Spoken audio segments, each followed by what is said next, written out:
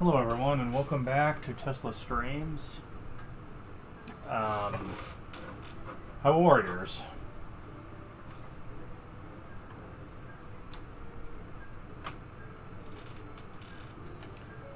Alright. So we're back at doing this. So before we do more with the main plot, I need to show off a little bit more about the fairy stuff. Didn't really feel like doing with it last time because it is pretty involved, but I did do a couple of things at least. Which is good because that just leaves more time for this, and oh boy. Duel with the Dragon Knight. Recommended, whatever, and limited.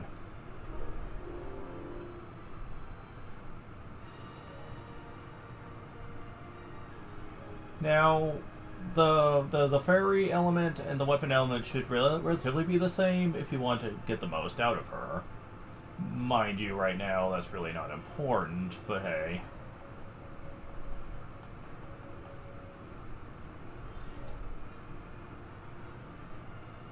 Lumine. Now, for this one, it's really not going to be that hard, though. Just saying.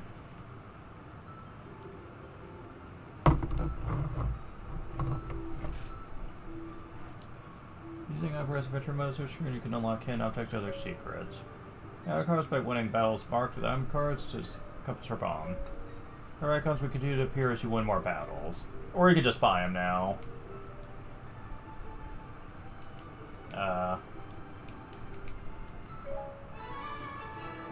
Huh.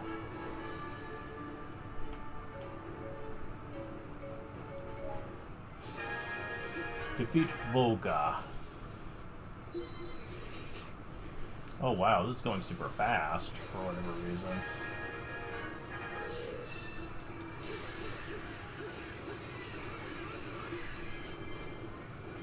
Okay, there we go. Yeah, what the heck? Why is this so damn fast? Like it's going lightning fast for whatever reason. Wow.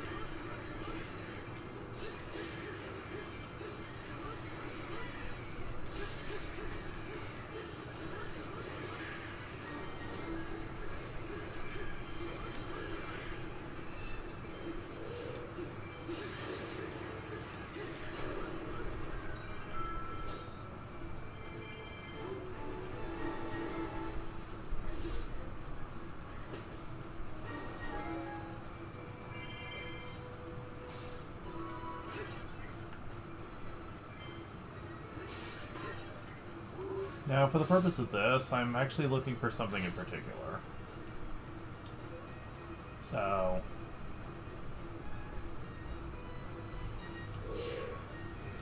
requires me to check every outpost and check every pod and barrel.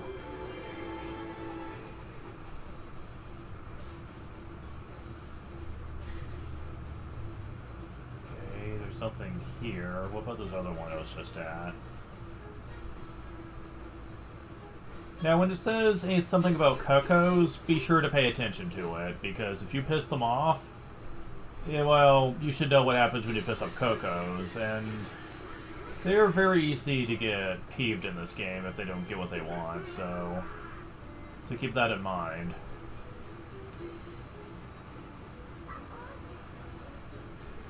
Oh shit, I don't have to keep them alive, do I?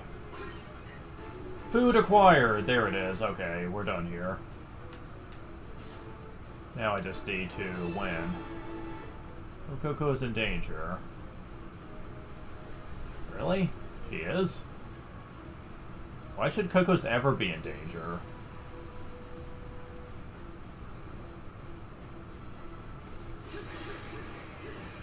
Damn it. Fuck.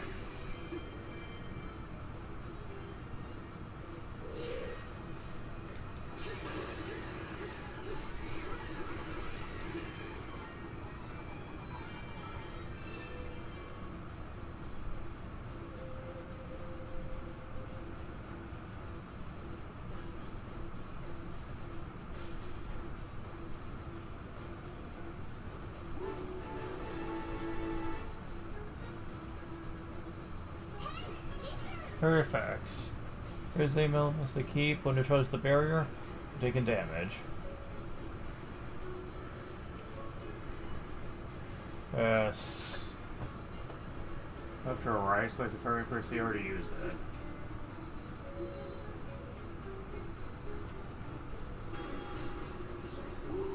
Damn it, not what I wanted to do.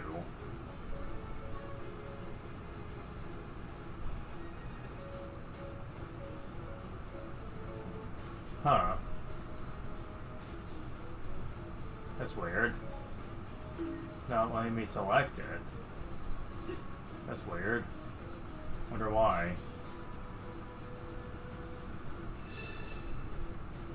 That is really strange, because I know I have it.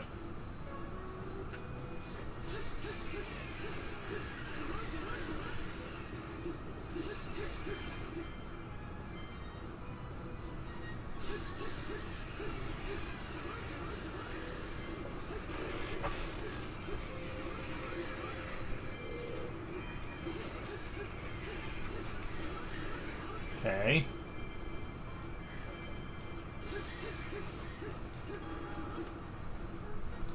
Okay, but like, trying to figure shit out here, people. I wish you'd leave me alone.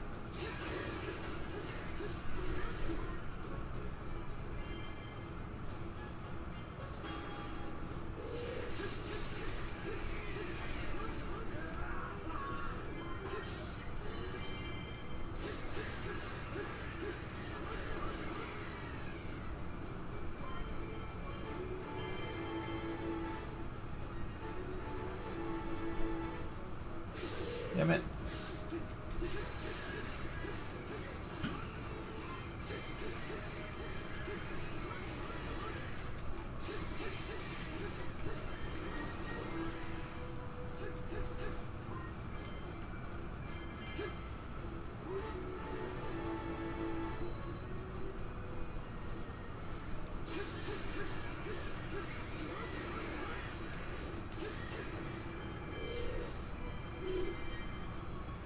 Go on, deal with you.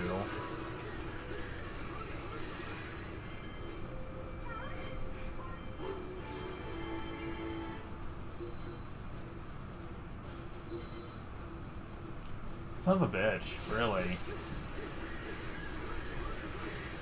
Look, this is getting ridiculous. Oh, I've got to capture all the keeps. So I can't just ignore that one forever. Come on. Let me hurry up and grab this one.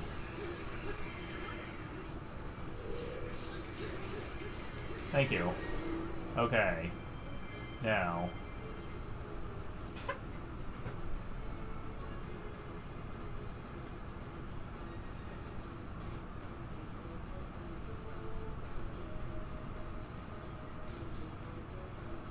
Oh my god. This is getting ridiculous, man. They are freaking aggressive at taking this shit. Stop. Now just stop for a moment. Jeez. They keep taking the outpost back, too, which is also annoying me.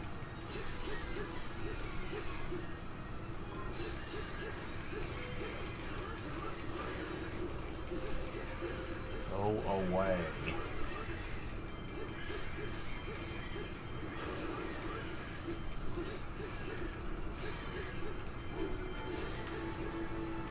Wow, yeah, they just keep on coming. Jeez.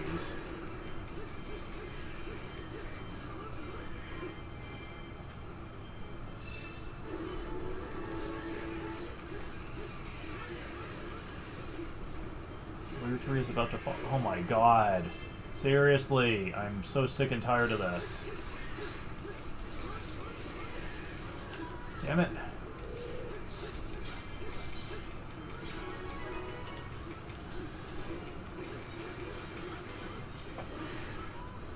Seriously, what the heck?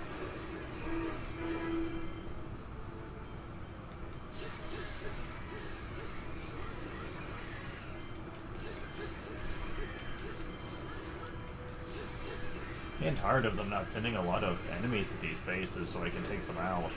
There we go.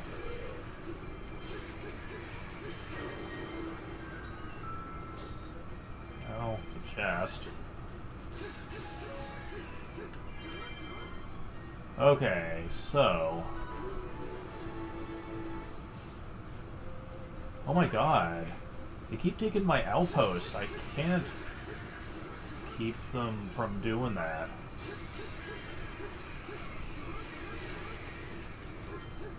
Seriously. Where am I? Okay.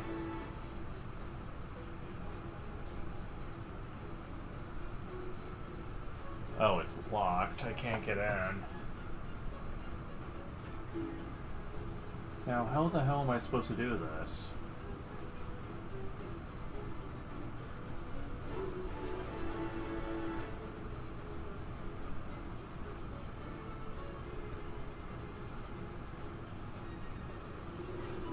There we go, okay. So you just press the R, I guess. You don't need to select it, which seems kind of strange, but whatever. Because that's what the game said I had to do. Come on.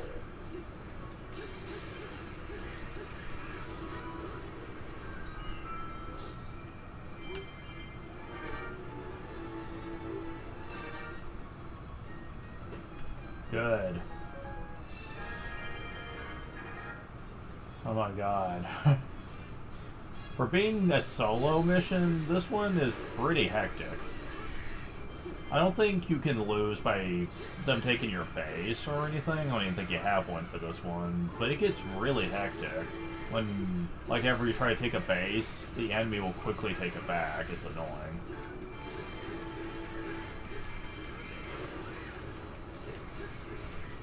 I mean, at least it's not hard, per se.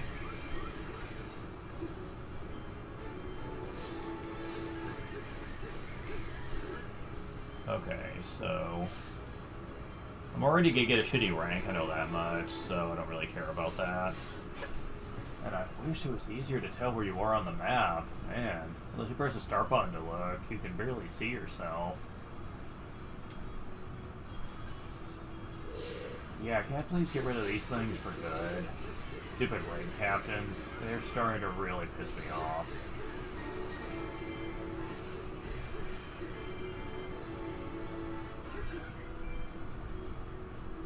Those should fully heal your magic meter, if it's the jars.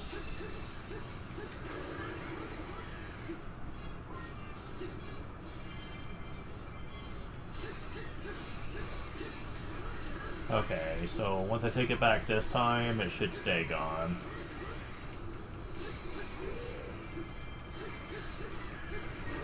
There we go. What's this? Oh, rubies. I was hoping for more food. Sadly, no such luck there.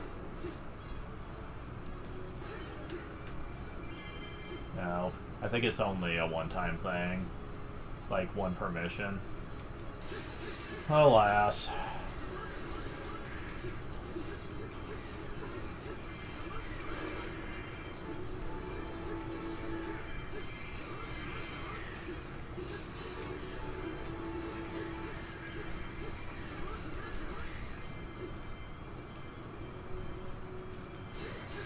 Okay, get rid of you.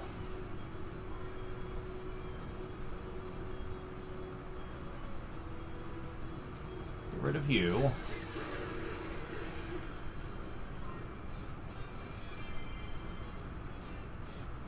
Get rid of you.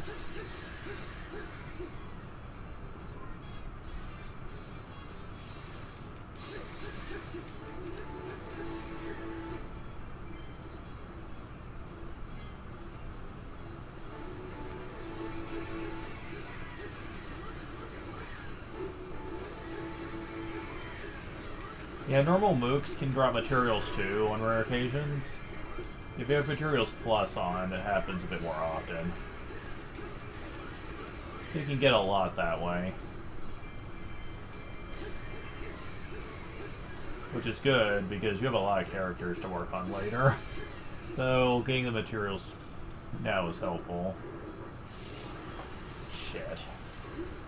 Didn't want to trigger him yet.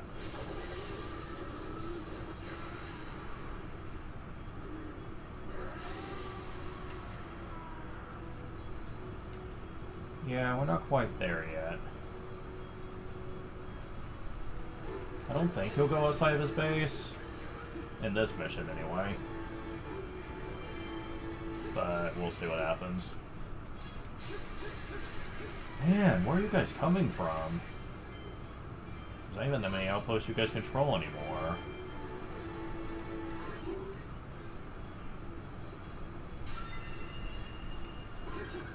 Okay, that's better. Yeah, okay.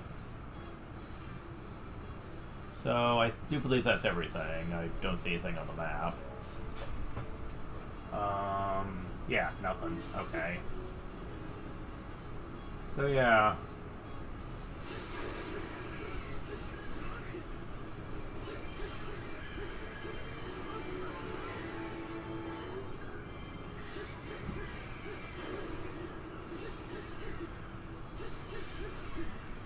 Oh, he's sending them out from... Oh, fuck. They're taking the outpost back. Damn it. Stop. They're coming from his, because he's, like, spawning more reinforcements. No, I activated his things. Can't blame it. Alright, fine.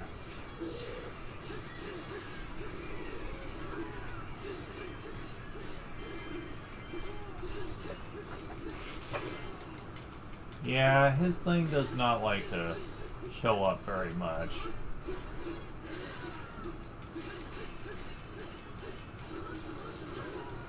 Come on. Yeah, like, what the fuck?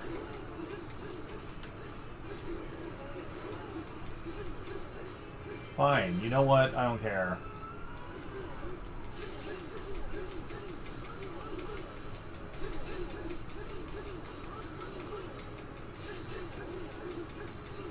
Can't stop me now.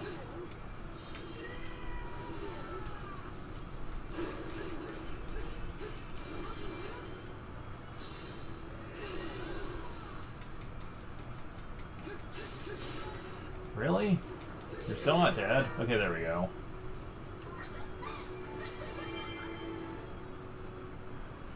Okay.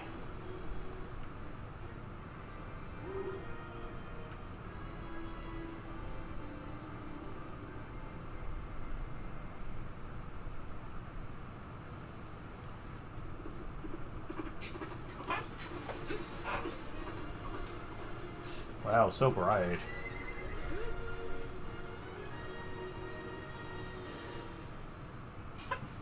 Okay, wow. That took some effort. I almost got an A rank. Damn, really? Yeah, they're really generous here. Also got that. Nice sword. Strength attack 2+. Hearts plus on Goddess Harp. 1 focus helmet. 43 old rags. Oh my god. Delicious Deku Nut. Gold? Hey, that's the rarest one that you can get from there. Got the Candleatum Cod.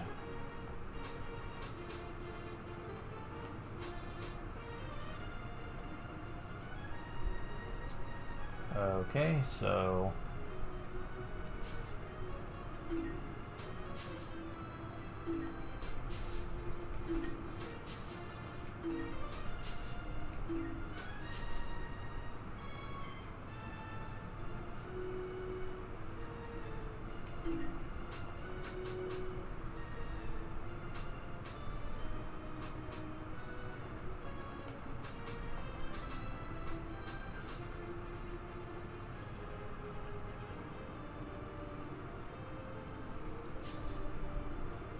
Fight as a warrior of water. We don't actually... Well, I think we have Impa, don't we?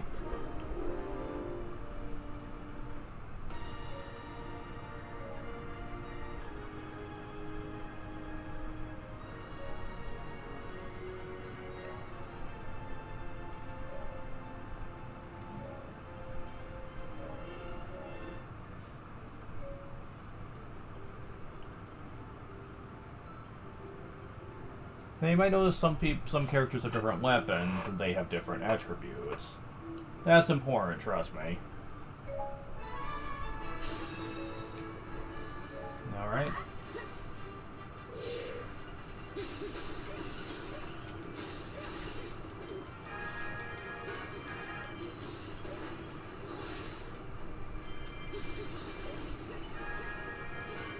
Stop the Bonchu from destroying the keep. Oh fuck, where am I?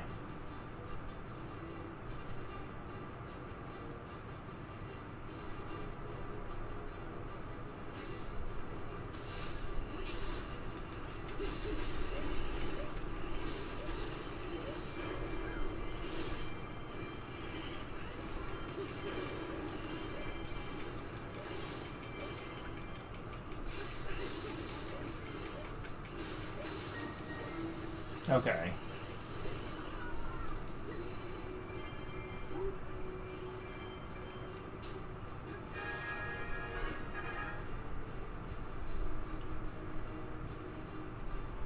Hi. Hi there, awesome crazy things.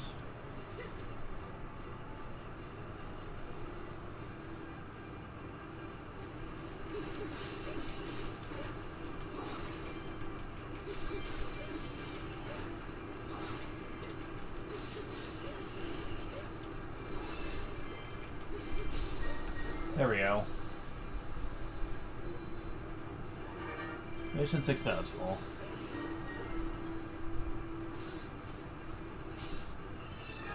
Defeat the enemy commander. Oh, this wasn't too hard.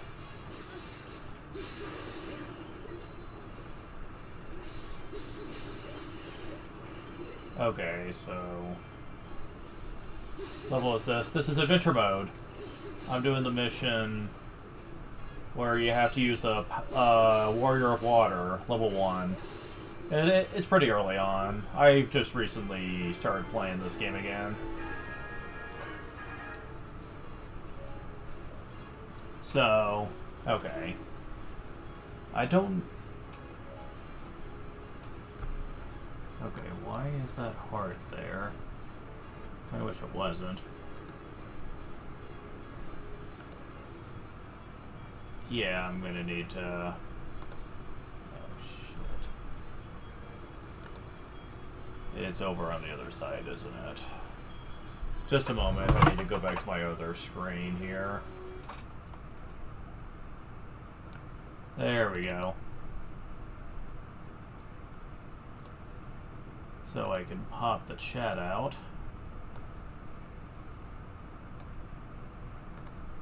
There we go. Now I can actually see it. Okay. Problem solved. Anyways. Now. I don't know whether you need to find this in the bases or if you get it just for winning. But... What? Hi?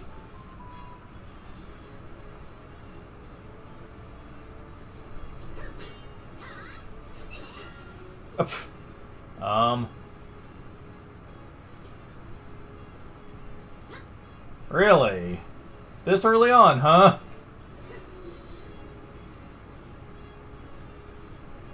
That's not the one I wanted to go to anyway. I wanted to go to the other ones first.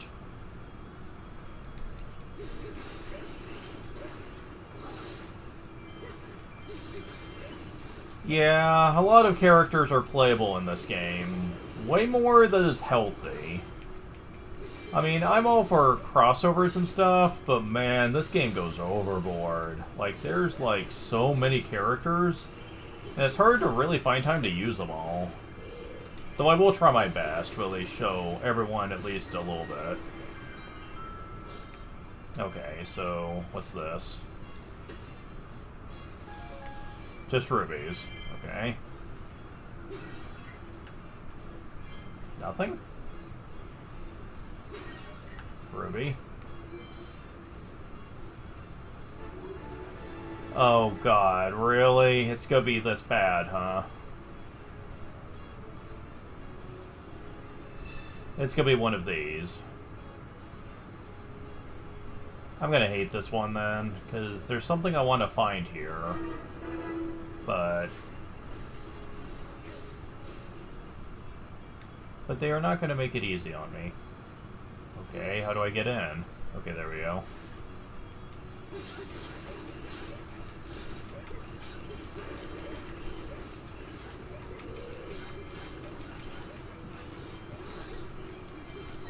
I don't know about new version, but I do have Age of Calamity. And I will be playing that too, make no mistake. I'm going to be playing this, I'm going to be playing Breath of the Wild, and I'm going to be playing Age of Calamity afterwards. Yeah.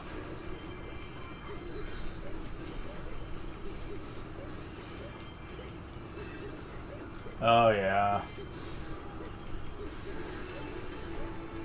Yeah. I may not have had a positive reception to Tears of the Kingdom, but it did make me feel like playing these games again. So it wasn't a total loss. Honestly, if the game was just easier to play, I wouldn't have minded it as much. But that game is fucking brutal, man.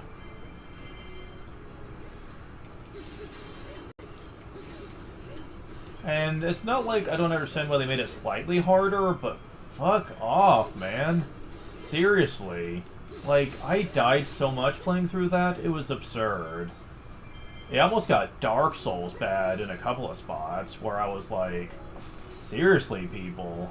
Good lord. I couldn't even finish. Like, I had to stop playing it. It was frustrating me so much. Wait. I see a fairy over there. Oh god. That's not good. That means one of these is cursed. So I have to be careful which one I go to first until then. Oh, Fire Temple can fuck off.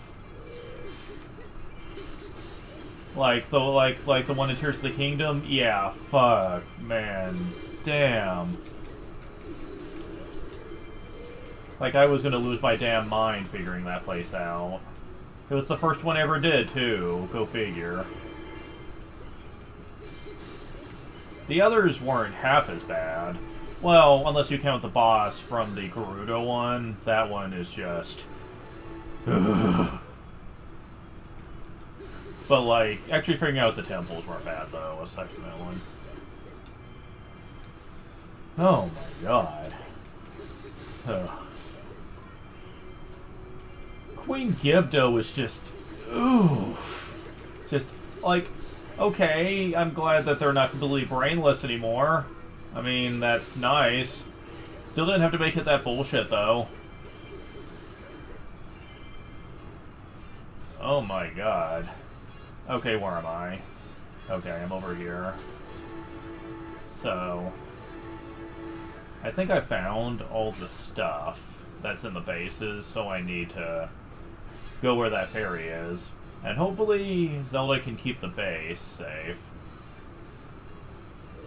Until I get back. Oh my god. Wow. Holy shit, there's a lot of things here. Okay, maybe I should deal with this first. Die, die, die, die, die, die, die, please. There we go, okay. My god. Go away, enemies, dear lord.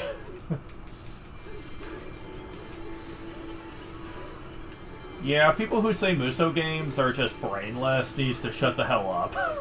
Because, yeah, that is not true at all.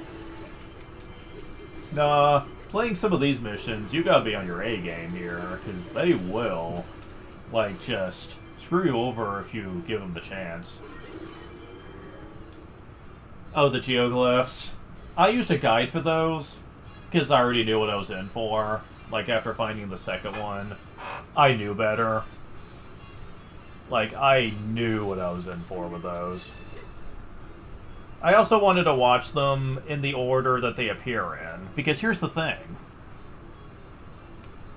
Unlike the Breath of the Wild game, where the events don't really have a order of event and where you can watch them, like it's not like continuous or anything. In Tears of the Kingdom, they are. Like, each scene is meant to be watched, one right after another, like it's telling one big story here. And I knew that I had already seen one of them out of order, and I could tell I was doing this wrong. Because I was like, yeah, I'm supposed to be finding them in the proper order here. But I have no idea which one is which without a guide, so I'm gonna have to just get a guide out, so I know I'm discovering them in the proper order. So I did!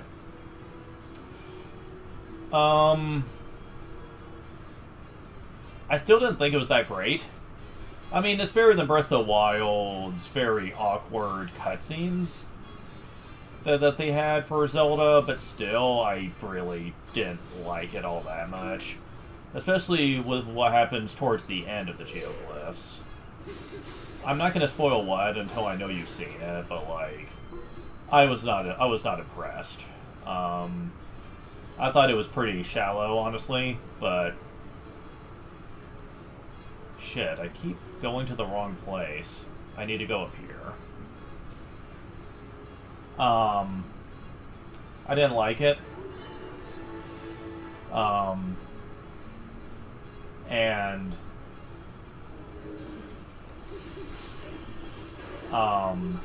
it kind of soured my experience on the game quite a bit, knowing that that's what it all was leading up to, really.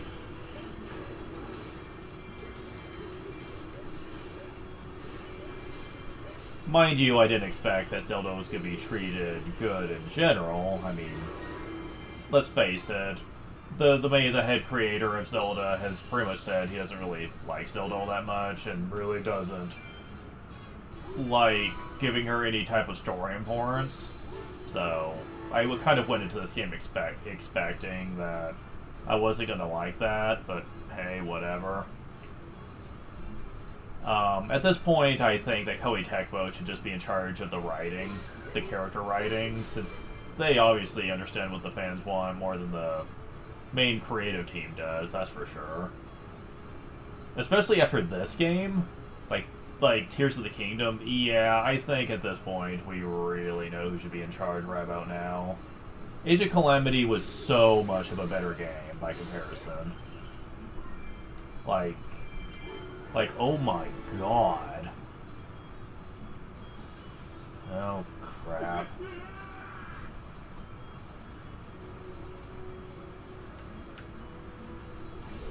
Yeah, I'm coming. Oh, Link's going after... Wait. No, this is his base, isn't it? Well, whatever. I'll try to just beat him.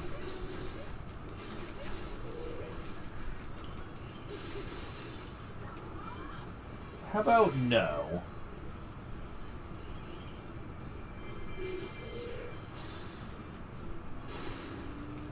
It was easier, and I thought the narrative was almost perfect.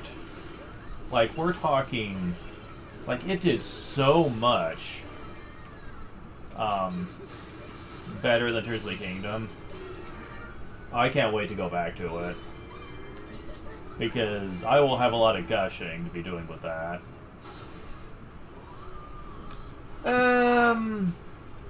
The quests weren't too bad if you took care of them as soon as they showed up. I will admit, though, that by the end, I got tired of doing them. They weren't badly handled, though. I'll certainly take Age of Calamity's quests over the quest in this game. Because there's just too much content in this game. Like, I'm gonna skip most of it after I do the main story. I'm gonna, like, how did I A-rank this? Are you serious? Wow, okay. This game's beyond generous. Experience Plus. Huh. Thanks, I guess. Young Link's Belt, 2 of the Zolfo Scale, and 23 Monster Teeth. But yeah, this game, it gets heavily just... there's a term for it, it's called feature creep. Yeah, that's this game in a nutshell. You can now battle as Young Link? Okay, I unlocked him. Interesting. Fierce Deity Mask. Just like the spirit of a fierce deity. Whereas this mask gives its fierce power. Strong attack with the Ocarina of Time converts the SP gauge to your magic gauge. Alright, that is a gimmick, isn't it? Okay, cool. Okay. I was not expecting that. But I didn't get what I wanted out of that mission.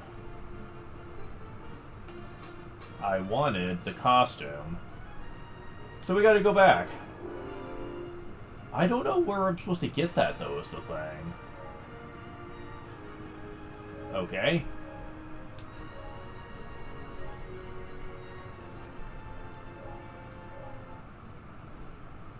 Okay, I have a plan. We have 2 characters for this one. And I'm gonna do something I always forget to do when playing these games. Power of teamwork. Okay, so...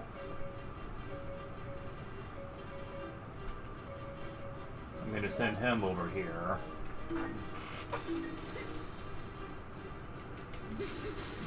So, what do I mean by that? Well, they let you switch characters for a reason, and it can actually make this game about 10 times easier if you know how to use that to its fullest extent. Nope, you're not hitting me with that? Well, I mean, you slightly did, but... not by much, though. Okay, got rid of you, your sorry ass. So, I'm gonna go ahead and be dealing with this one while Link is going over there to that one. Oh. Fuck! I forgot! Oh shit, I forgot about that. The stupid bomb shoe. I mean, I should still have time, at least.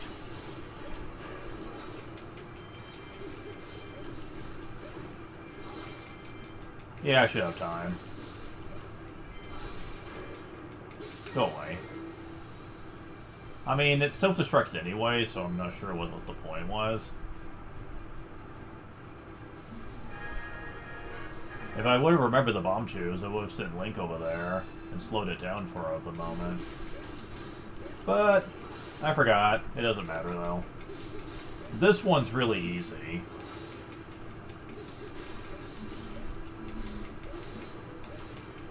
Yeah, whatever. Nope. There we go.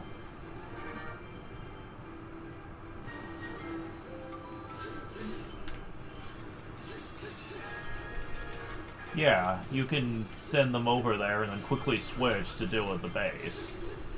Then, once you've done that, you can send them to other bases while you're taking care of other ones. And save a lot of time.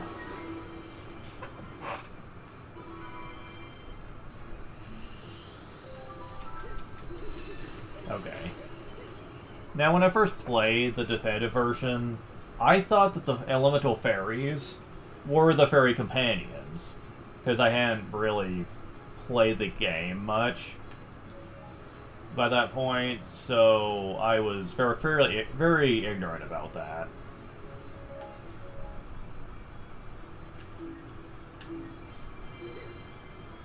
And I discovered I wasn't getting anything, so I was like, okay, how do I get my fairies then? Please explain. And I had to actually look it up, because the game didn't do a great job of explaining how you're supposed to get them. They're like, oh, well, there's these pots that can be in certain keeps that can have fairies in them. And I'm like, well, gee, it's a good thing that the game was very good about explaining that and didn't confuse the fuck out of me.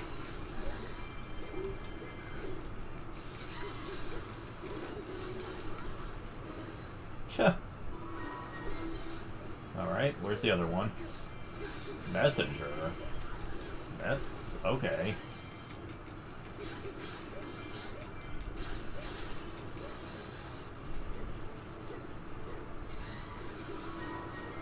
Messenger's been defeated, okay. You stopped the reinforcement request, okay. Good to know. Oops. Not the button I meant to press here.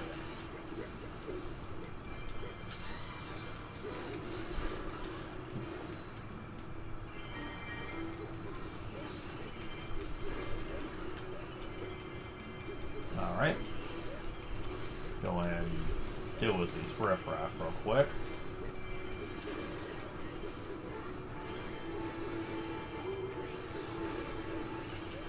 Yeah, they keep sending them, man. Jeez. Okay, can we please stop that?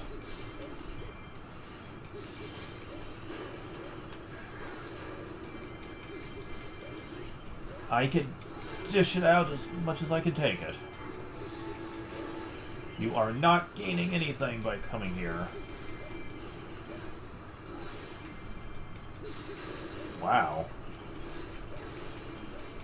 Yeah, they keep on coming, man. Okay.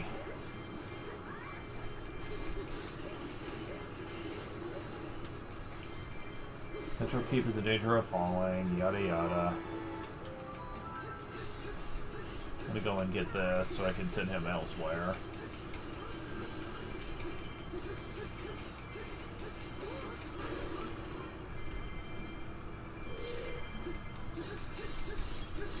Okay, there we go.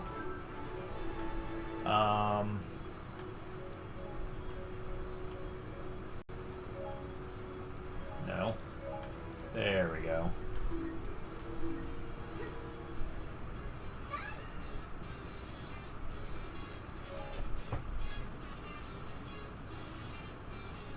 Okay, yeah, it does tell you which one has the curse on it. The elemental curse. So it's not that one.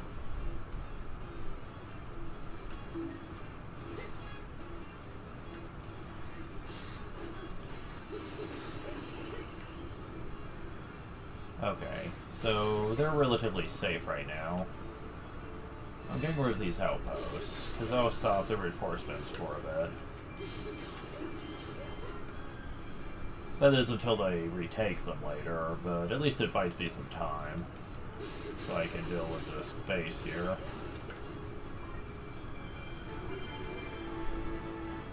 Because I need to figure out where this clothing is at. I know it's in one of the bases.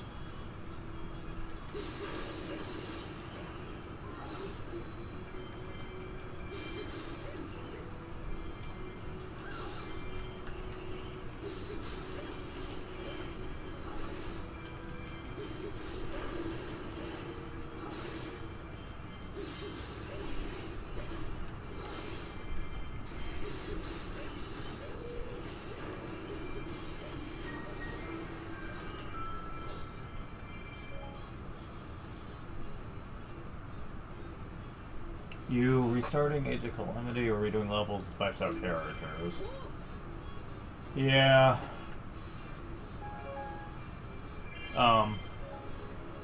Oh, you're asking me. Okay, I get it. No, I'm doing a full restart. I'm doing story and everything.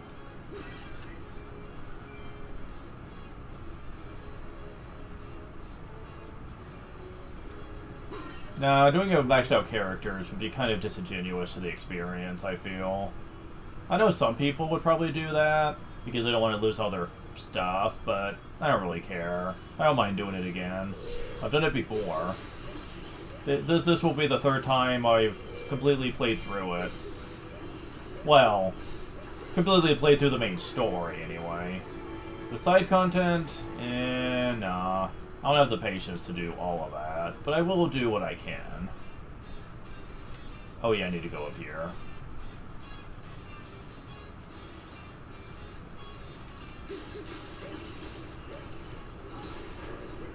Yeah, as soon as I do this one, I'll switch to Link and do the other one.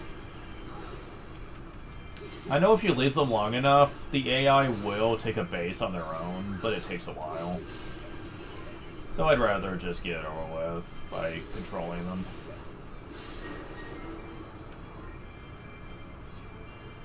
Alright, go and get the pots that's over here.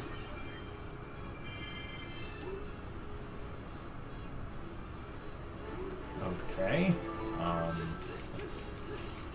Yeah, he was almost ready to do it. Just had to beat the keep boss.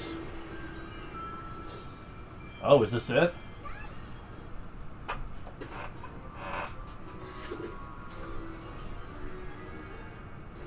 Yes! Got some fairy clothing. Take a look later, see what you got. Awesome. Cool. Okay. So yeah, we're ready to beat this then. That's what I was after.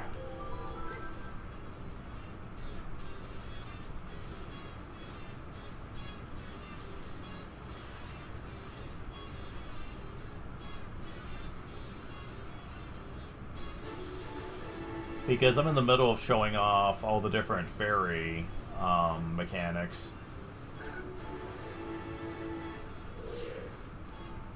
Yeah, okay.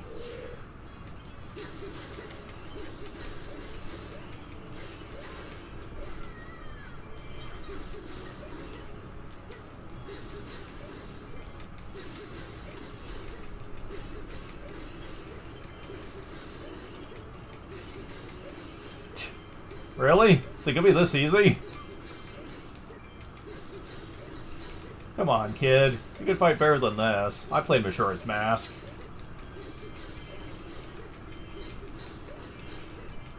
Okay, this is just silly. Come on, kid. I feel like I'm playing a Yeast game now. But with all the dashing back and forth and attacking. Yeah, that's better. Shame you missed.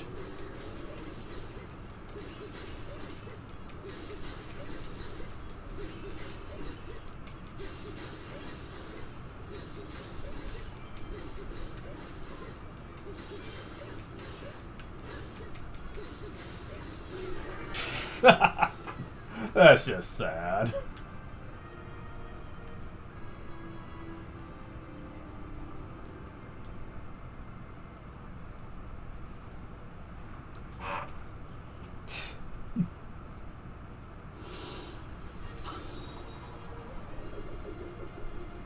Okay, so even though they give you a lot of characters in the definitive version to start off with, I refuse to use any of the ones I get through the story until I get to them. So a majority of them are off limits for the moment. Well, I got the A rank this time. And a giant's knife. Oh, a butterfly parasol. Fierce deity mask. And a silver scale. Now, she is a character I can't wait to show off, since I think she's awesome. The Zopho scale, and monster teeth. Kukuri shorts.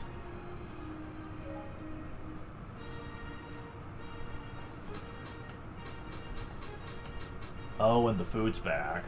Okay, I'll be dealing with that momentarily. Okay, so...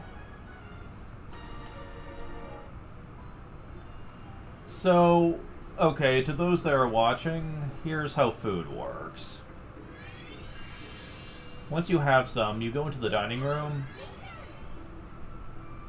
Oh, or I can have the tutorial explain it. The dining room, you can feed your fairies food and nurture them.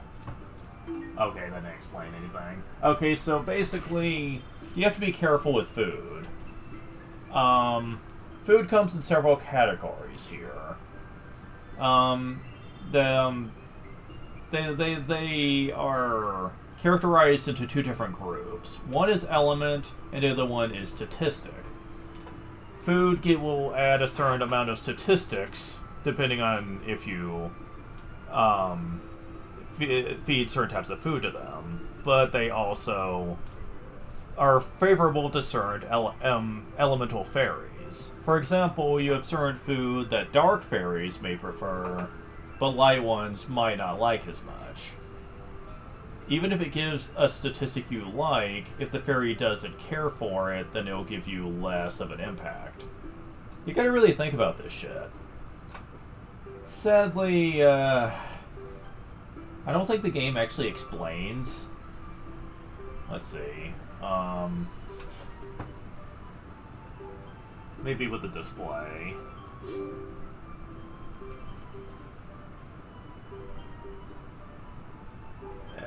No, that doesn't really help.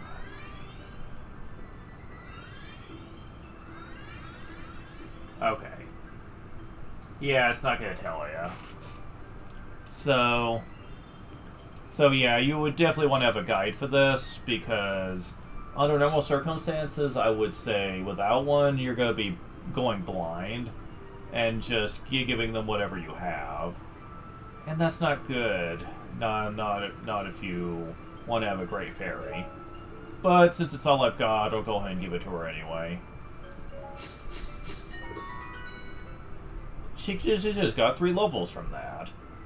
You also might see a heart icon. That is your trust statistic. Trust is important. No matter what kind of food you give them, they will trust you the more you give them food. They love you. And trust can help with a matter of things here. For starters, it will make fairy magic better. The higher your trust, the more of an impact it's going to have. Now, what kind of impact determines on what you excel at. You can either excel at range of your fairy magic, increasing how far it can go, or you can focus on its damage. You can do a mixture of both, or you can just focus on one or the other. I tend to focus more on range than damage, because quite frankly, I don't need fairy magic to kill bosses. My characters are usually good enough at doing that. I usually focus on using fairy magic to KO as many enemies as possible, because that just makes KO count a lot easier to manage. Sadly, for the moment, I don't have much in the way of food, so I can't really do much with that. Now,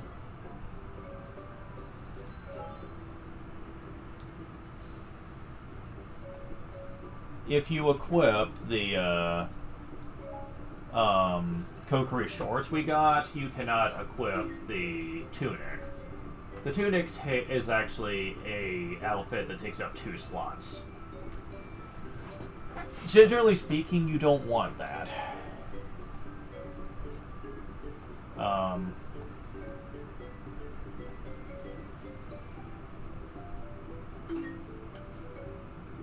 However, I don't know if I have anything that takes only 1 slot.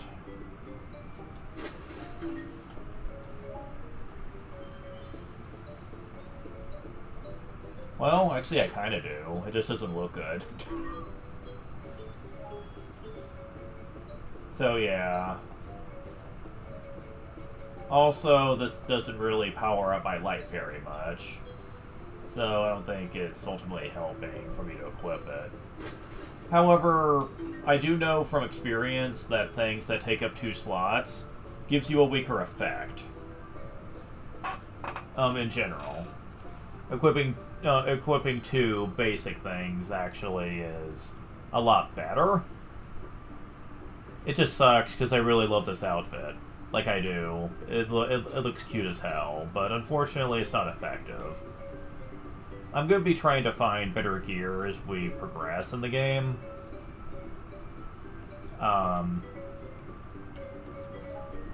Sadly, we don't have much that my Life Fairy can use right now. We have the green tunic, of which you start with the basic outfit, default outfit that any element can use.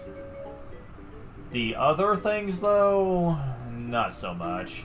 I only have like the face part of things. I only have something for water. I luckily was able to get a green hood for light cost down, but I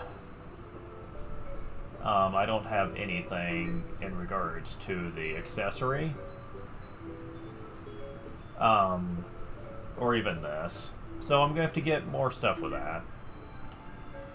Now, the school isn't really helpful to us right now because we haven't learned a lot of different skills yet. We're gonna need more stats for that.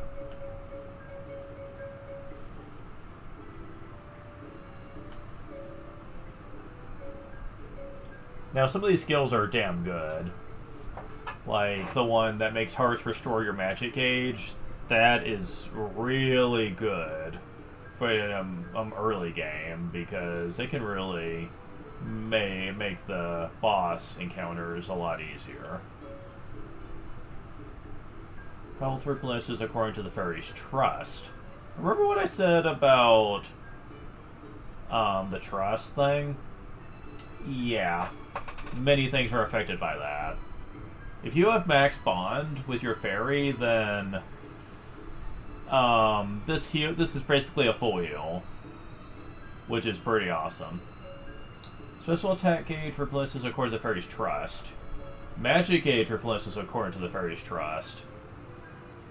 Yeah. Yeah, that's totally not broken at all. Hell, it doesn't even take long to unlock these if you know what to go for. Let's see, I need to work on Eager and Dizzy.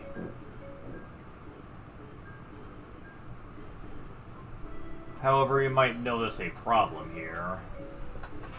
Dizzy is not one of my fairy stats. What's up with that? Well,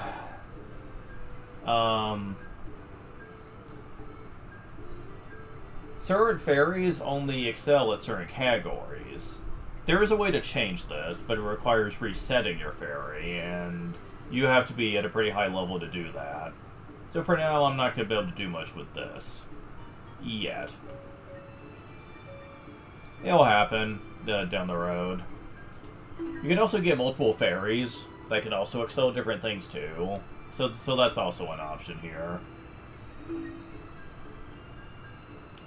I love the little discussions, the lines of dialogue they have. It just adds charm to the game. Love it. I'll do a couple of story missions for now, but I probably won't be streaming for that long. Because I did a lot of streaming earlier. Like, I finished up Kingdom Hearts RE Chain of Memories before starting this. Okay, so Sheik is going to be the next person I show off. Before that, though, let's get your level cut up a bit more. I got a bit more money since earlier. Yeah, that'll help a bit. Uh-huh. Yeah, let's get them all to 10. Oh shit, we also have Young Link now, don't we? Where is he?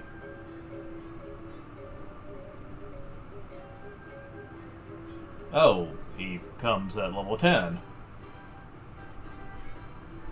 Uh-huh. Never mind.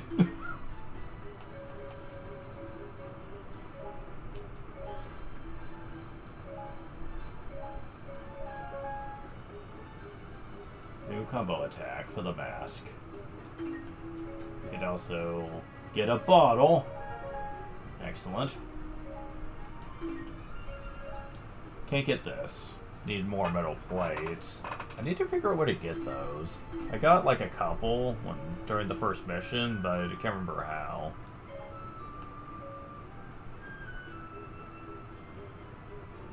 Weak boost to dropped weapon stars.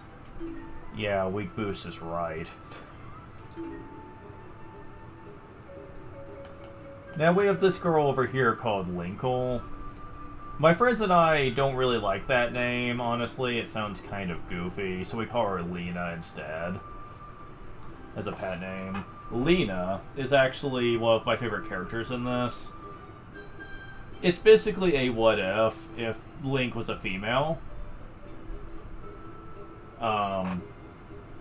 And I like her a lot. Like, her personality is really cute and quirky, and she's actually really fun to play as with the crossbows. I'll be showing that off later. Now, the whole what if Link could be female debate has been going strong for years now, and people are, even to this day, are really wondering whether they just don't humor people by giving a gender switch, as it's called, for certain games have. Considering that Link's character is kept pretty simple, you could probably get away with it pretty easily. And I'll admit, I think the main creative team goes a little too far out of their way to not include that. Yeah, that's a big discussion with me. I really get tired of the almost sexist angle Nintendo has with a lot of their IPs. I get really tired of it. A lot of their female characters aren't exactly important, and the ones that are main characters aren't usually respected by the main developers, usually putting them in really stupid games after a while. If you want any proof of that, look what they did to Samus and Metroid Other Ram. It really shows what they think of their characters. So, you know, there's that. Oops, got some voice acting. Link and his allies were saved from the dangers of the Elden Caves by a mysterious youth named Sheik. Joined by their new ally, Impa's troops exited the caves and emerged in Faron Woods. There, they found a hidden village overrun with monsters. While Link and Impa wanted to continue their search for Zelda, they could not ignore the plight of the villagers. Without hesitation, they sprang into battle. Okay. Now it's time for backstory. During the time this game was being developed by Koei Tecmo, the first ever job they basically got from Nintendo to make a game for them, they basically were told up front that they were very limited what they could get away with making the game. They did the best they could under the circumstances, but there were very big stipulations. And one of the big stipulations was no one could talk in this game. Like if you know anything about the Dynasty Warriors series, voice acting's always been a pretty big thing with the series, even if some of the games are laughably bad at it. But voice acting was always a thing since the early days. And Nintendo knew this. They do not like the idea of their characters having voice acting. During this era, anyway. And so, they were told they couldn't do that. They did, however, agree that they could they could give the announcer a voice. And you would hear voice acting in between missions. Now, it's been a long time since the early days of bad voice acting in Dynasty Warriors, so they've gone a lot better at getting good voices to play the parts. I forget who played the announcer in this game, like the woman. She does a good job. I forget who it is, though. And,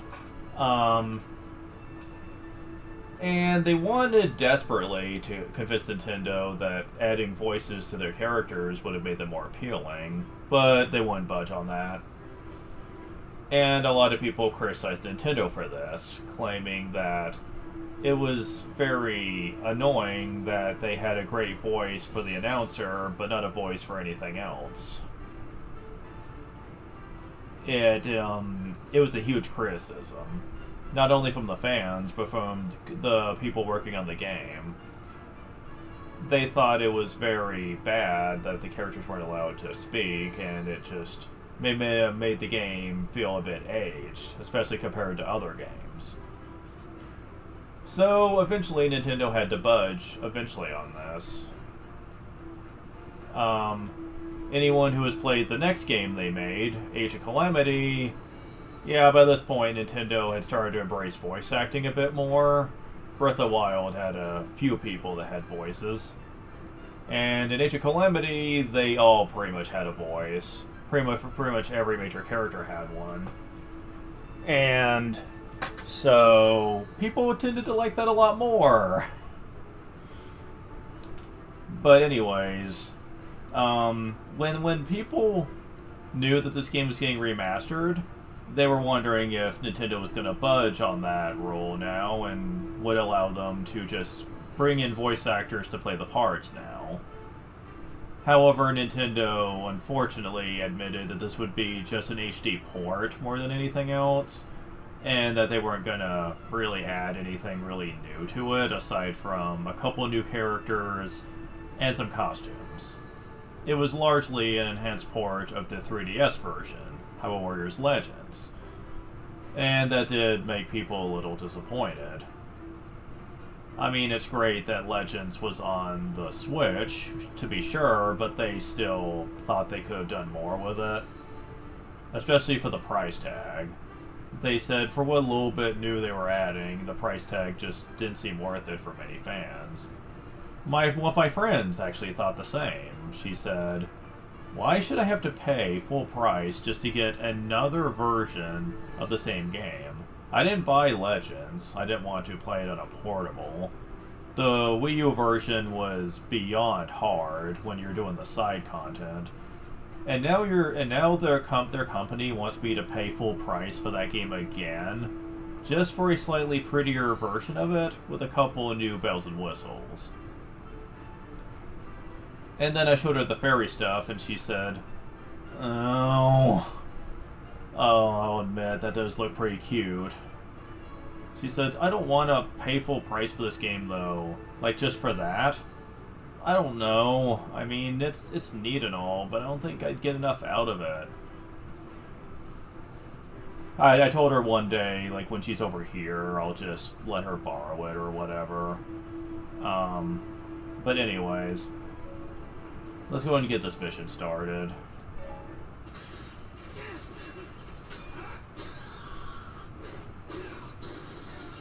Oh, wow.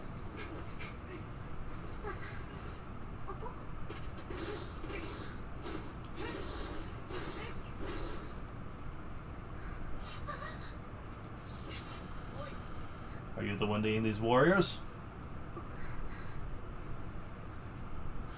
Yes, I am. You can use magic. Where do you learn your craft? Oh, well, I'm a sorceress. You know, the one who started this war, see ya? We come from the same magical clan. Ah, well that explains it. And what does the CEO want from Hyrule? You really want to know? Well, help me defend the forest. If you do that, I might tell you.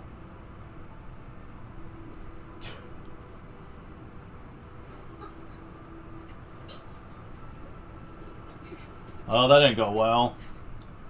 Goblins have COVID. I wish I could find that funny, but considering I actually was in the hospital for like a month straight, recovering from a bad case of it, I can't say I actually find that very humorous. I'm not blaming you or anything, I'm just saying that's not the kind of thing I'd probably find funny though. Yeah.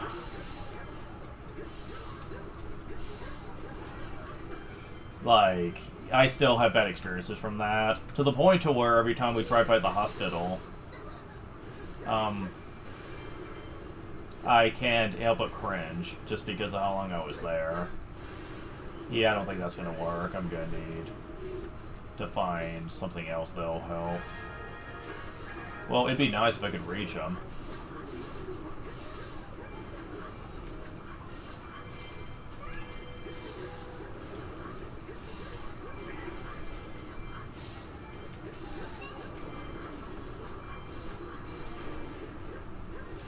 Yeah, this one is a lot more hectic than the other ones. Ow, let me by. Okay. So...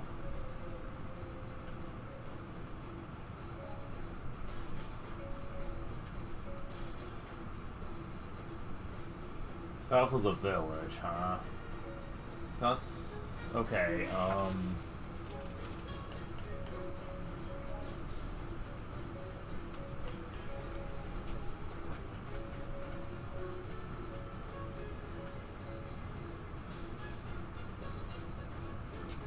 I'm not sure what she meant by village, though.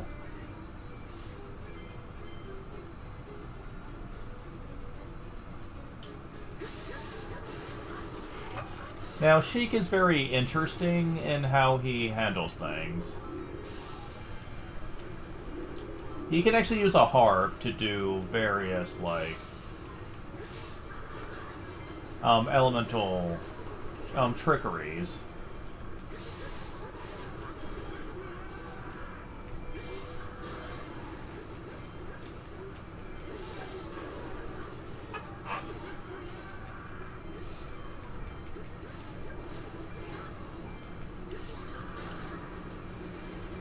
The S1 attack is especially good.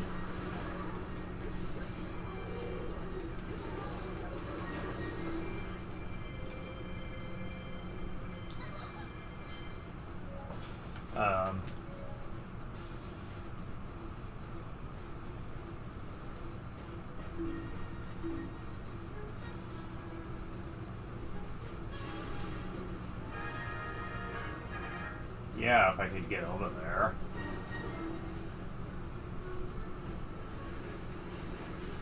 Okay, so...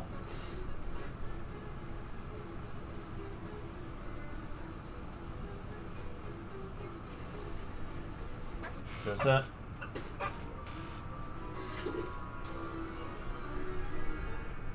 Yep. With bow and arrows to faraway enemies. Target attack strong enemies.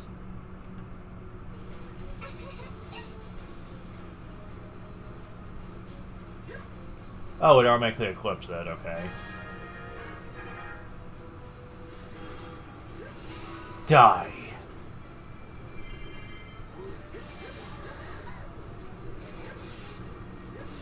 So much for them being a Braum.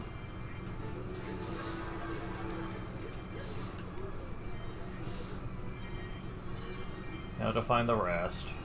And also deal with some forts too while I'm at it.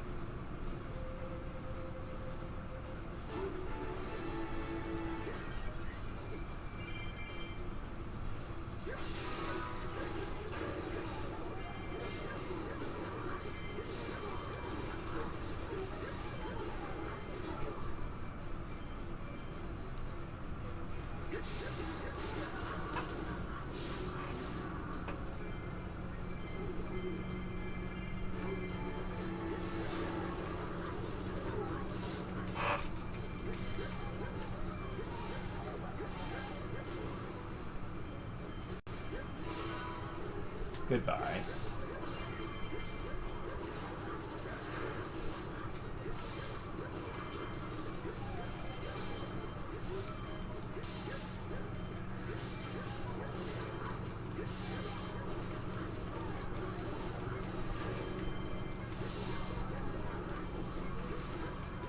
And there we go. That was easy.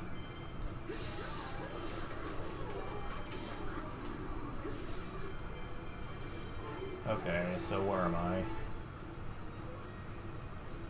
Up there, okay, so I need to go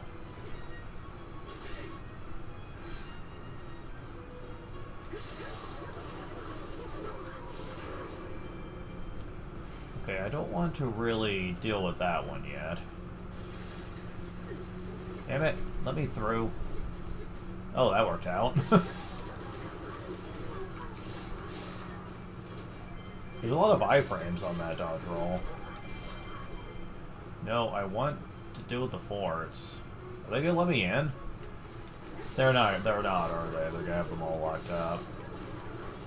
Fuck. Yeah, most of these are gonna be locked up. Which ones aren't? All of them. Great. Alright, whatever.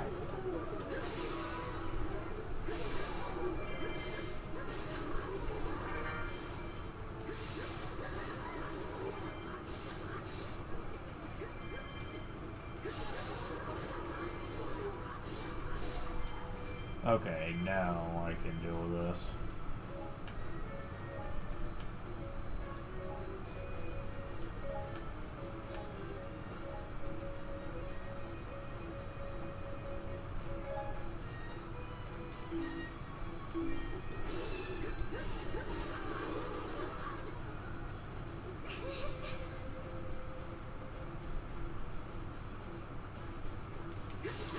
Oh god, Gyptos. I hate these things.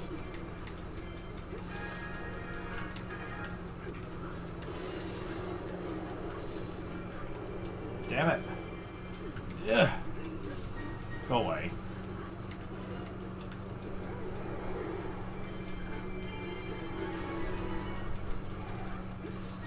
Yeah, go away, please. Freaking Gyptos.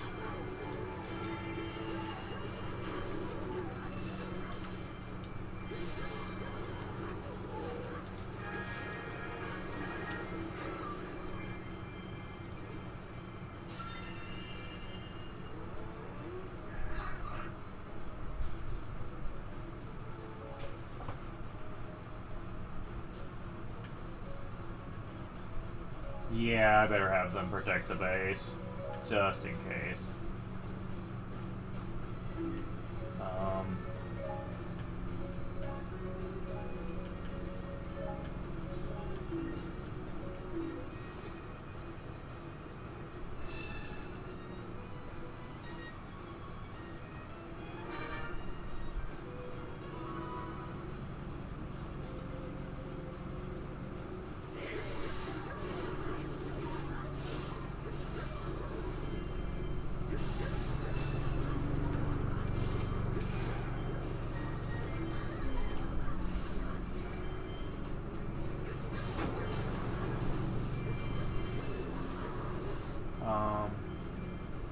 Okay, what is this?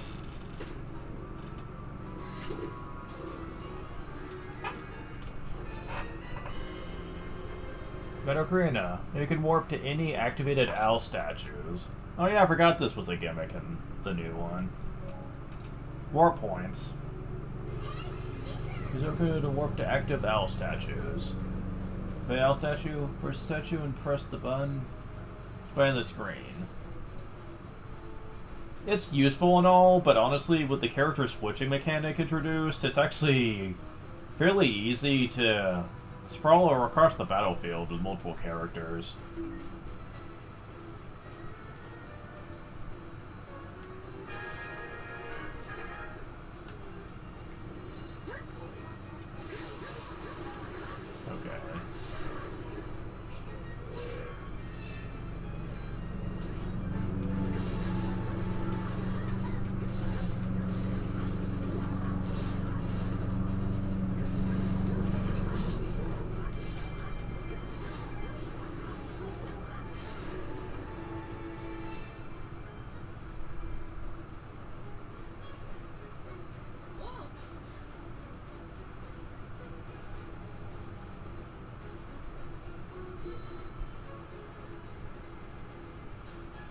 I'm working on it. I'd rather not. But, you know, whatever. At least they don't do much damage. They're more of an annoyance than a threat.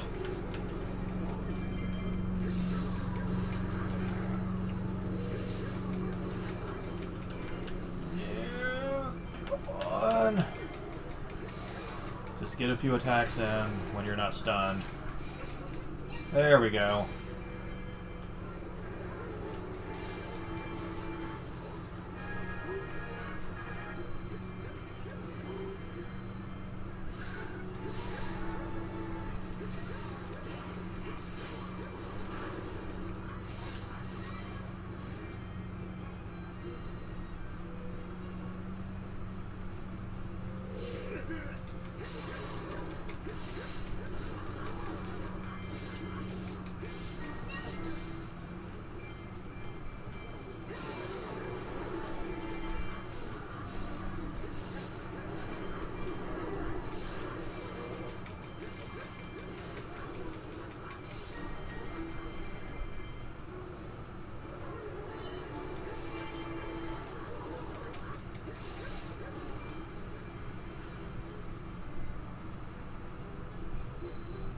Alright. So, I got rid of that. No.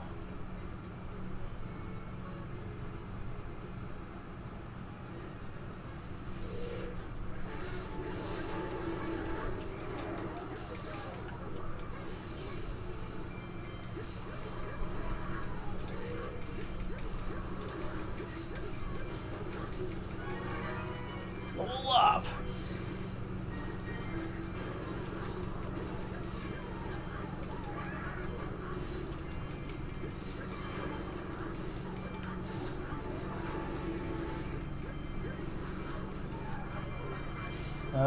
Don't count on it. Oh shit.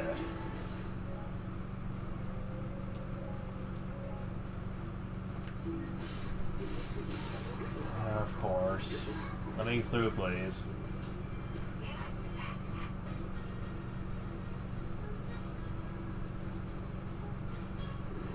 Son of a bitch.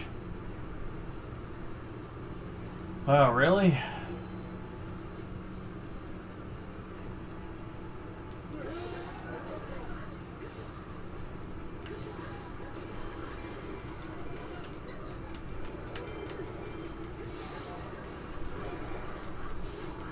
Damn it. I'm trying to find the Ghost Scotula.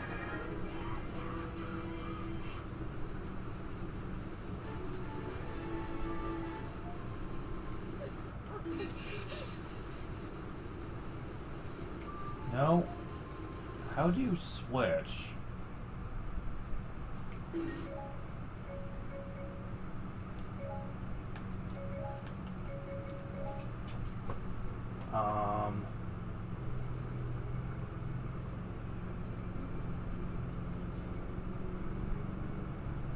How do you switch?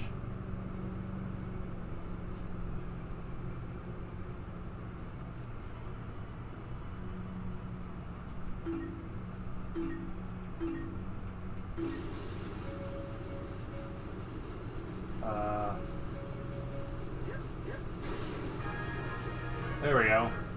I thought that was suspicious.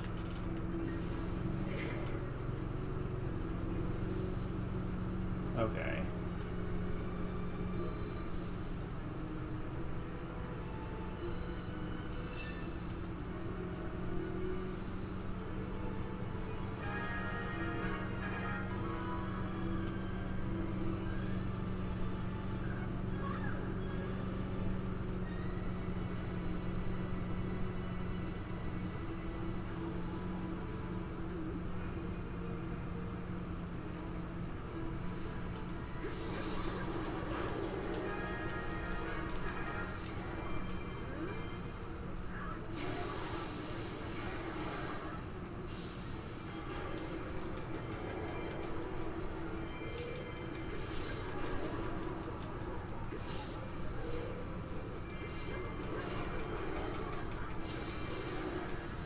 Goodbye.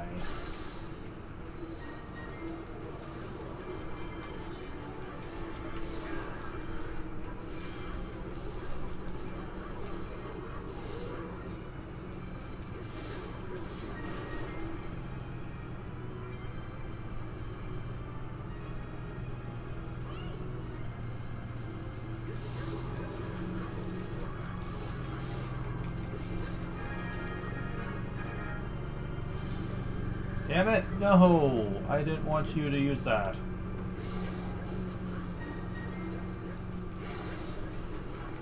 Damn it. I wish I could... There we go. Well...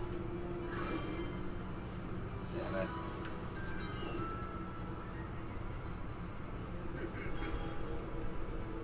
Just a moment. We're dealing with the fire.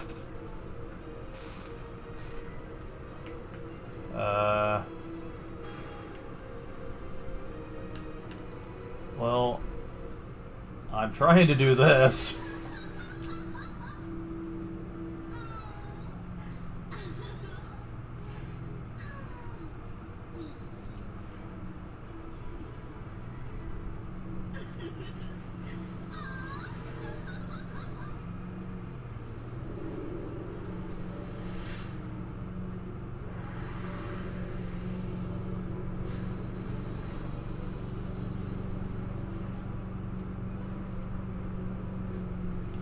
So basically, Great Fairies are capable of controlling the weather. Go figure.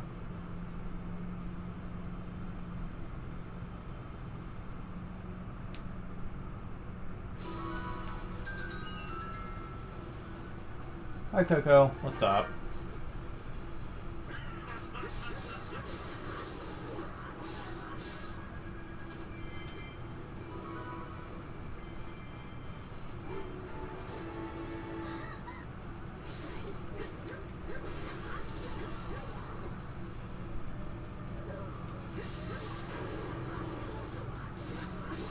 None of your plans are perfect, you idiot.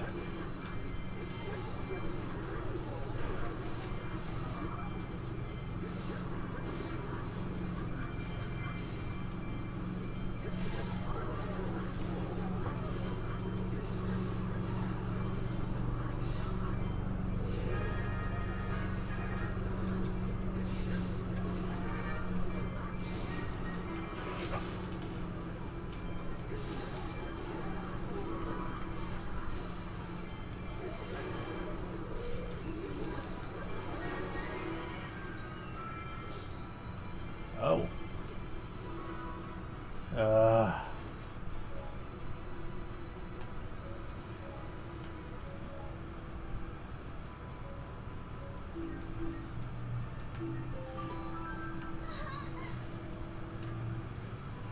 Okay, where are you? You need to be up there. Okay.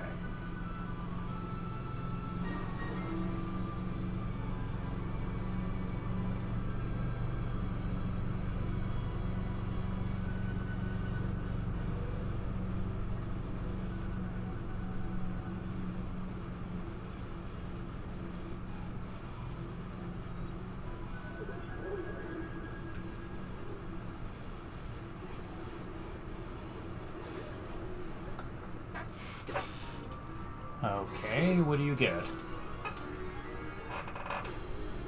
Of course.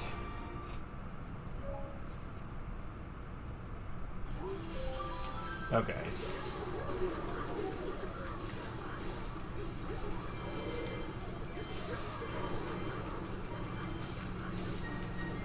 Need another Gibdo. This stage is full of them. Hey, then Captain defeated one, really? Okay. Works for me, I guess. I just don't expect that from them.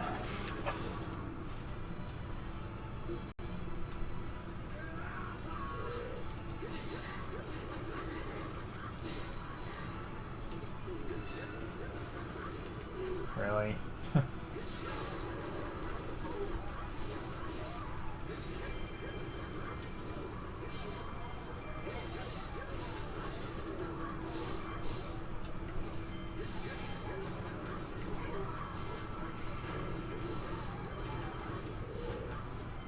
Damn it. I was hoping to get this first.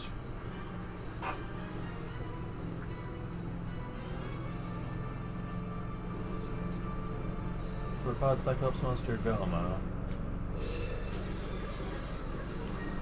There we go.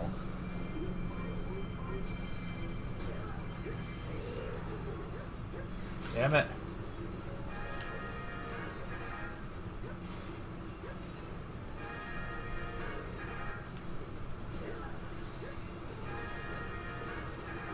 At least it's easier to get your weakness gate to show up than with King Dodongo. King Dodongo just keeps up turrets or immune as they can quickly capture keeps. These turrets march towards the keep, you need to act fast and defeat them right away. Yeah, that's great and all, but right now I'm busy trying to defeat a giant boss, so... Yeah, you constantly leave yourself open. Because you're fucking Goma and you're always an idiot.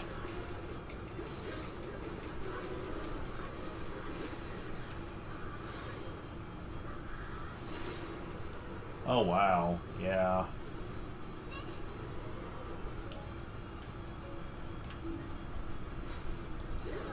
Okay, let's see.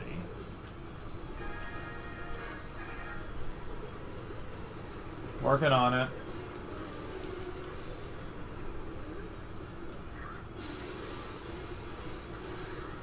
I win. Yeah, that was easy. Way easier than King Dodongo.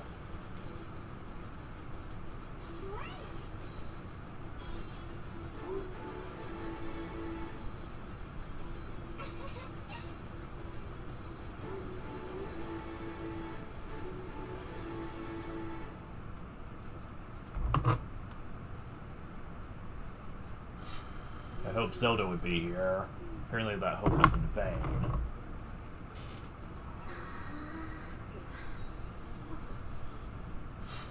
Where could she be? She's safe? May the gods protect her.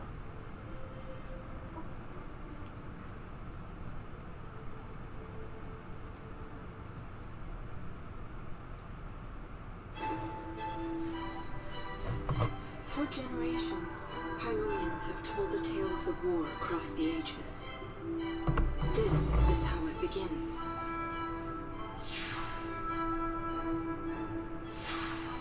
Deep in the forests, far from mortal eyes, a great sorceress watched over the balance of the Triforce.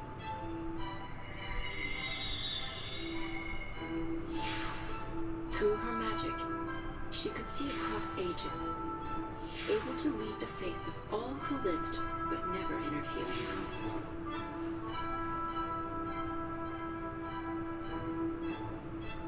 That is, until a unique soul caught her attention.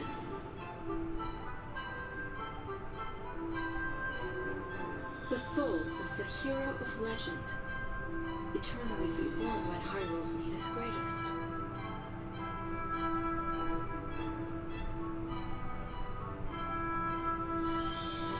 Through her powers, the sorceress should have seen that the hero was bound to another. Instead, she saw only a soul that was unlike any she had known.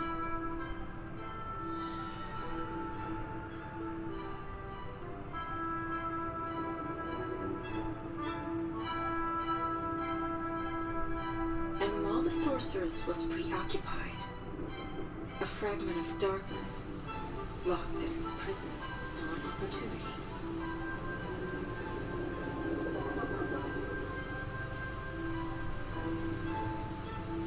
The whispering darkness wormed its way into her heart. It pushed the light away and warped her curiosity into a desperate desire to possess the legendary hero's soul.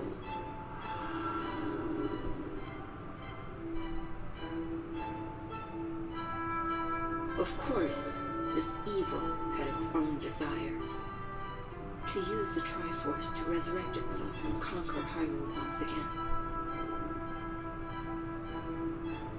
Having pushed the light from her heart, the darkness compelled her to open the Gate of Souls, the doorway of time itself. Monsters from across the ages pour through the gate, bringing ruin to the land of Hyrule once more.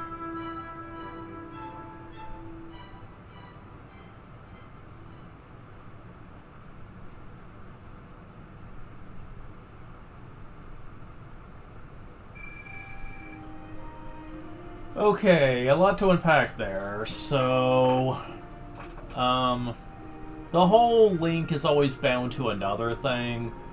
That is complete bullshit, and the creators know it. Because, that signifies that his connection to Zelda is, well, preordained and not like something that just happens because the writers can't think of anything more clever than that. I mean, hell, if you look at games like Ocarina of Time, like, his connection wasn't to Zelda originally, but to the Forest Sage Saria.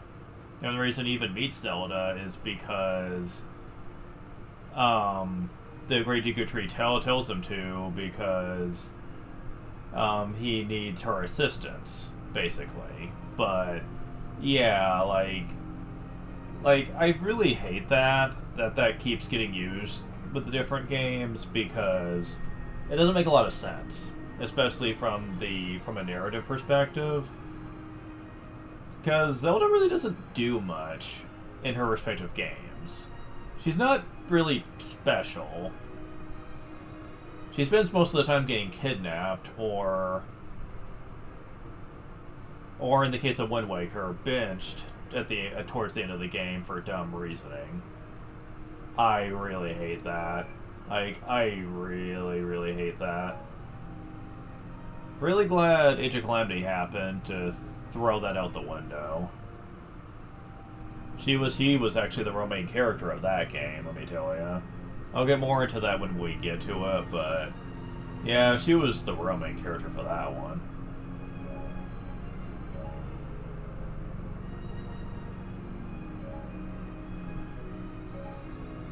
So yeah, got a heavy Gibdo sword, Goma's acid, joy, Gibdo bandage 12. That's it. I figured I was gonna get more than that, considering how many I took out. 21 metal plates. Okay. So what drops those? I wonder. Trying to remember what I fought. Like, I fought Gibdos, though, for a fact. And I fought some of those undead enemies, the stall goblins or whatever, but they don't really drop anything. I don't know. But we got another one of these. Contain 3 illustration pieces. The bazaar is leveled up. Next at 12 pieces. Potions have become more effective. More mixtures are available in the apothecary. Excellent. Smithy is now open for business. Use it to combine weapon skills by fusing weapons. Bazaar now to go to the bazaar. Smithy, you'll be able to enhance the weapons your warriors use. Go ahead and choose a warrior to take to the bazaar.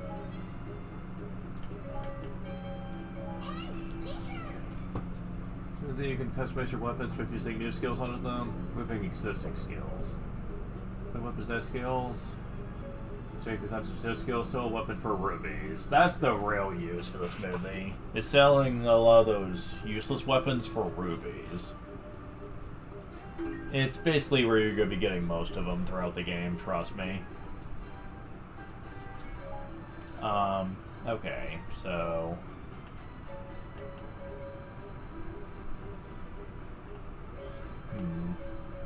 kind of like this one, with the ability it has right now. I haven't gotten an ability that's better than it.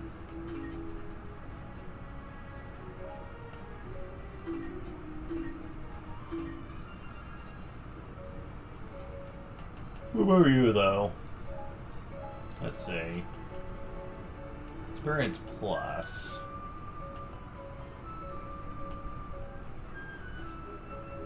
I mean, I could put it on this.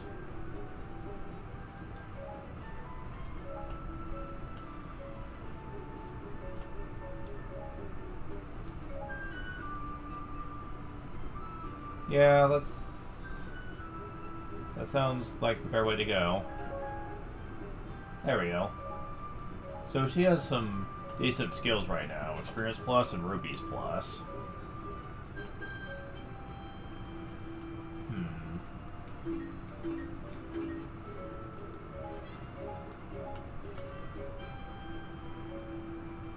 Stars Plus. Ooh. Yeah, that's also as good as it needs to be. And we got Lana. Strength attack 4 plus and 104. Oof. Yeah, she's starting off pretty good already. Wow.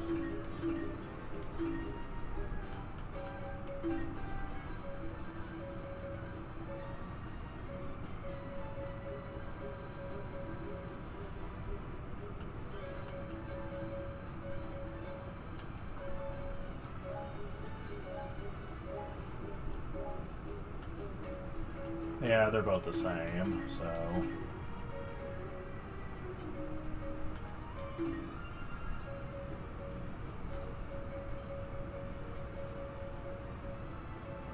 Get you view some badges. New combo attack for Brook of Sorcery.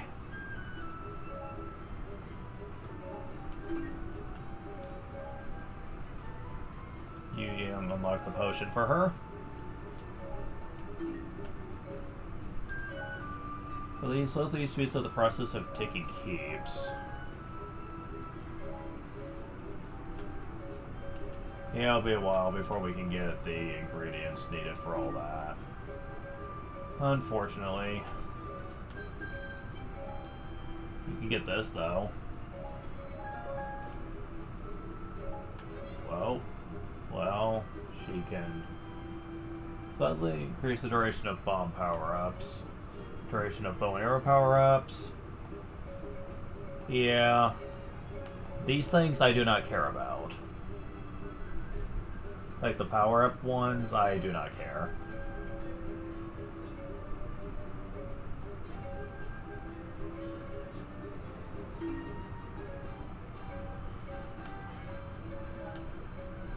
New combo attack for the magic rod. Okay. Oh. Interesting. What are these? It increases the healing effect from hearts picked up in battle. Damage taken on element recommended stages. I mean fire, water, lightning, light. Okay. I don't think I care about those right now. Yeah, a lot of these I don't care about until much later on when they could just be frivolously bought. But yeah, a lot of them I don't really get much use out of. However, we did get an upgrade for our potion. Restores 5 hearts and recovers half of a special attack gauge. That's interesting.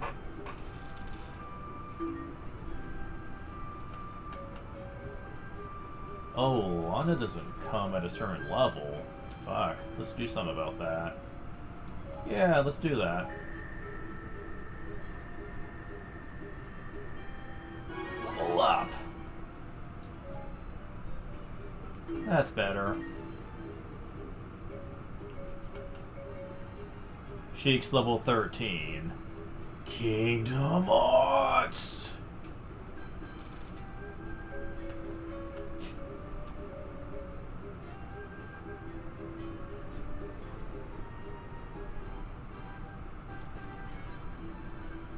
I love how you have Zelda here, who basically, aside from like the first ever chapter, won't actually be playable for a long time in the story.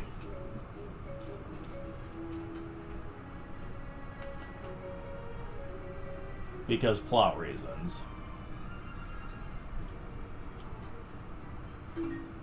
Not that the story's all that long, mind you.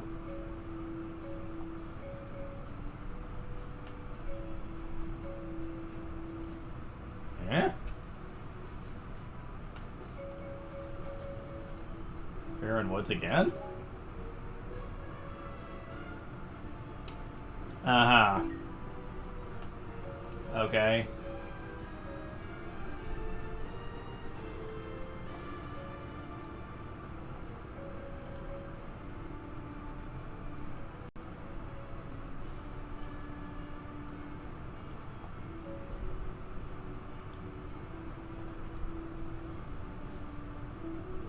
I'm gonna wait till later on to do that.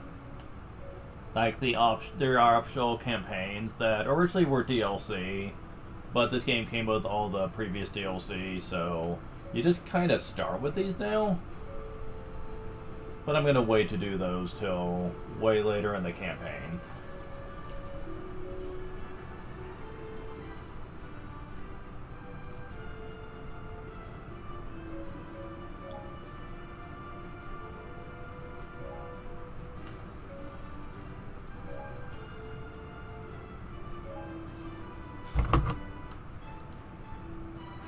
The leader of the resistance in Faron Woods was a young sorceress named Lana. She was of the same clan as Sia, who had summoned the monsters to Hyrule. Lana had been fighting Sia's army since it arrived. Sia now sought to complete the Triforce and use it to conquer Hyrule. Link and Impa decided to join forces with Lana to prevent further tragedy. Although the monsters of Faron Woods had been defeated, Sia still controlled most of Hyrule. Every day, more creatures appeared and swarmed the land. Link and Impa fought on against the darkness, sorely missing Zelda's leadership. Only one solution remained: stem the tide of monsters by closing the Gate of Souls. The heroes headed to the Valley of Seers to put an end to the bloodshed.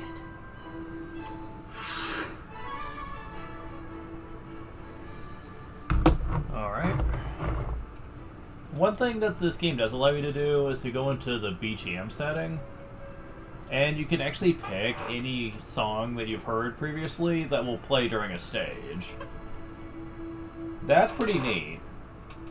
I don't know if like the other Warriors games had something similar that you could do, but like, it is pretty neat that they allow for that. Kind of wish more games would let you like customize music and stuff. Sadly, they don't.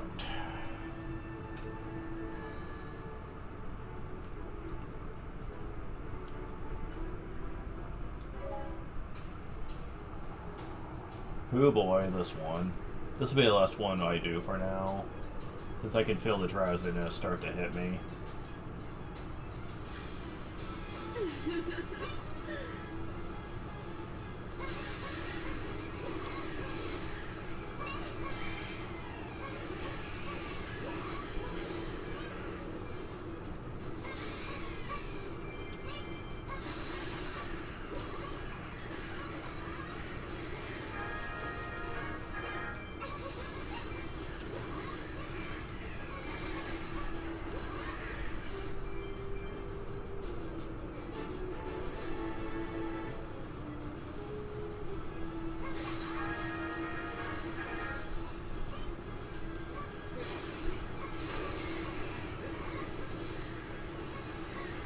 What the hell? Why don't you try Sheik?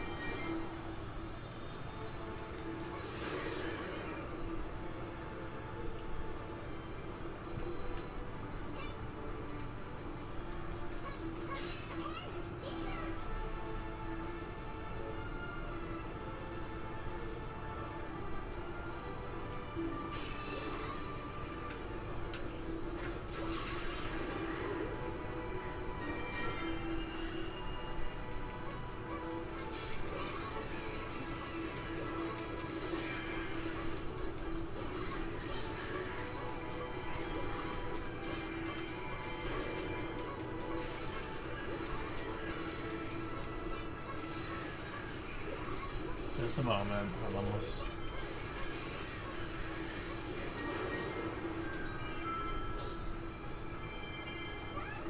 Where is it? There it is.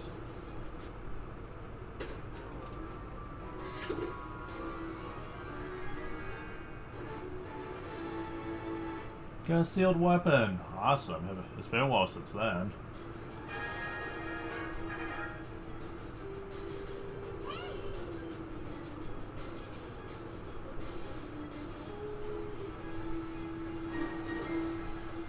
Okay. Oh, it's way down there. I will say I really love Luna's design in this. It's really cute, and I love it.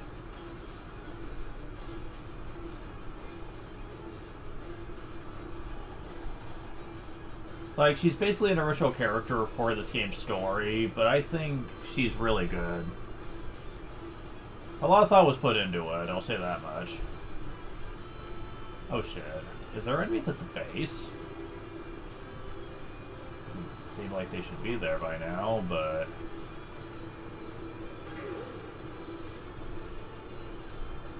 Oh, fuck. Where are you?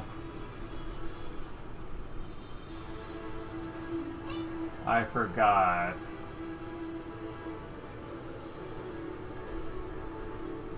That you're not supposed to let your people die, and when I saw Impa go off on her own, I should have realized what was happening here.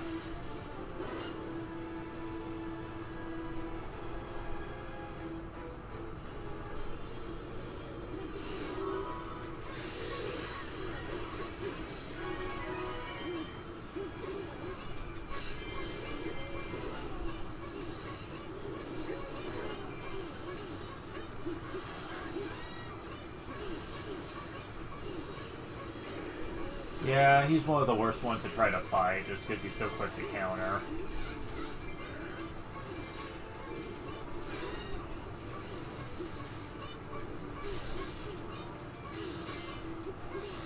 There we go, got him.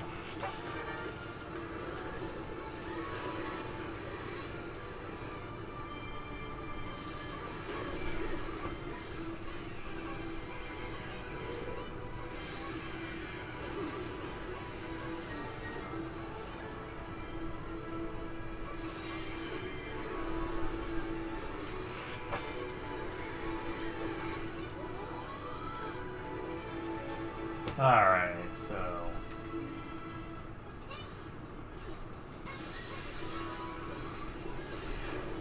now that I've made sure that she's...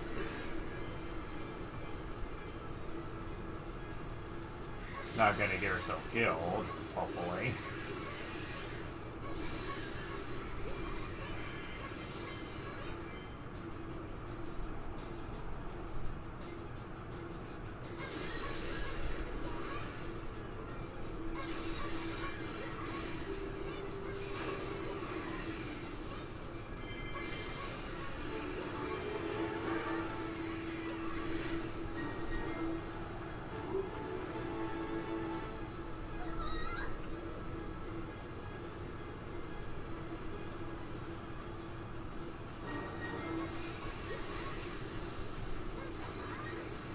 Damn it.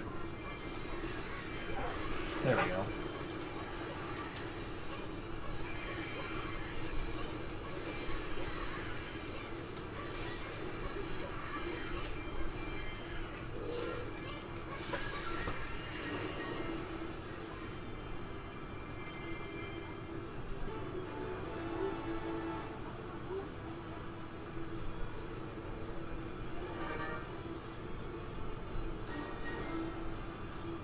Alright.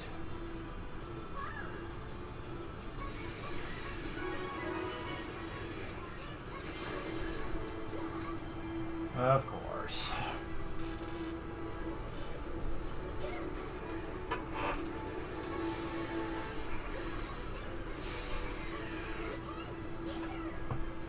I'm going to remove the wall vines or to proceed.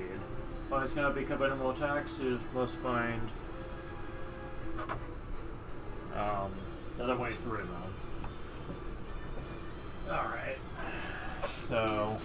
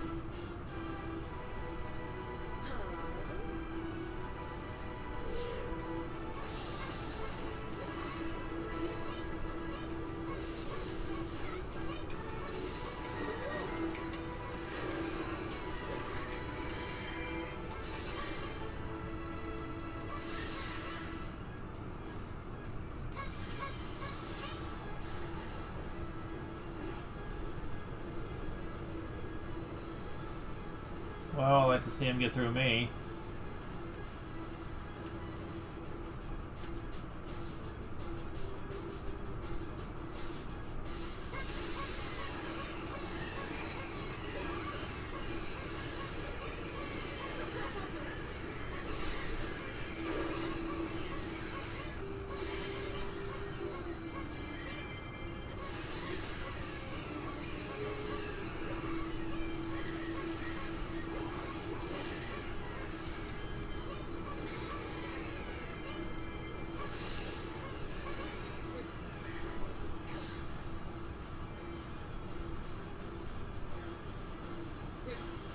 Oh shit, he went way ahead of me.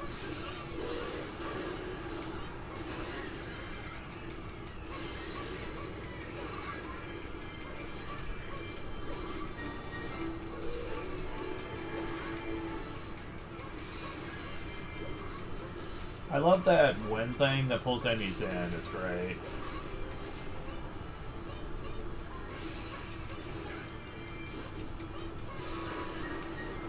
Oh crap. Of course. You're doing that now. Shit. Oh my god, that's way far ahead too. Well, at least I don't have to worry about that anymore.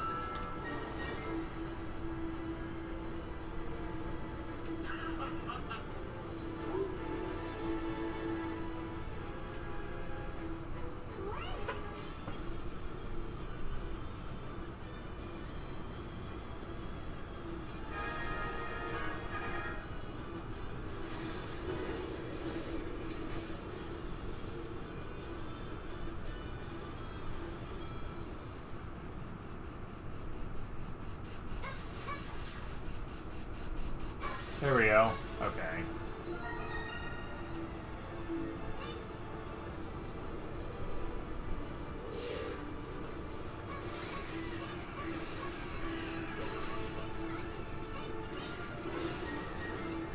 Defeated Dark.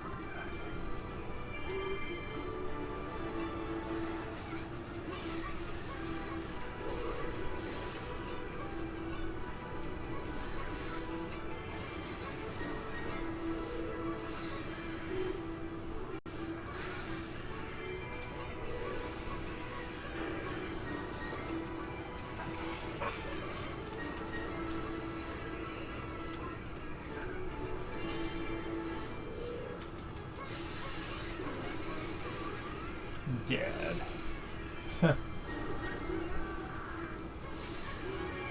Wait, there's more engineers?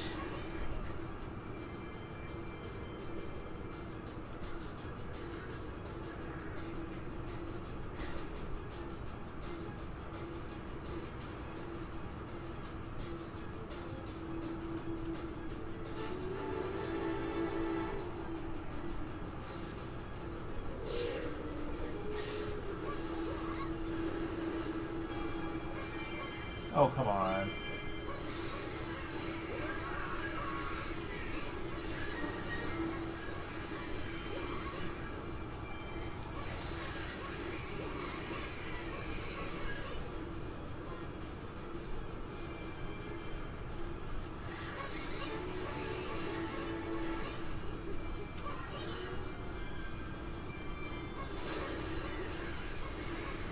Okay. So.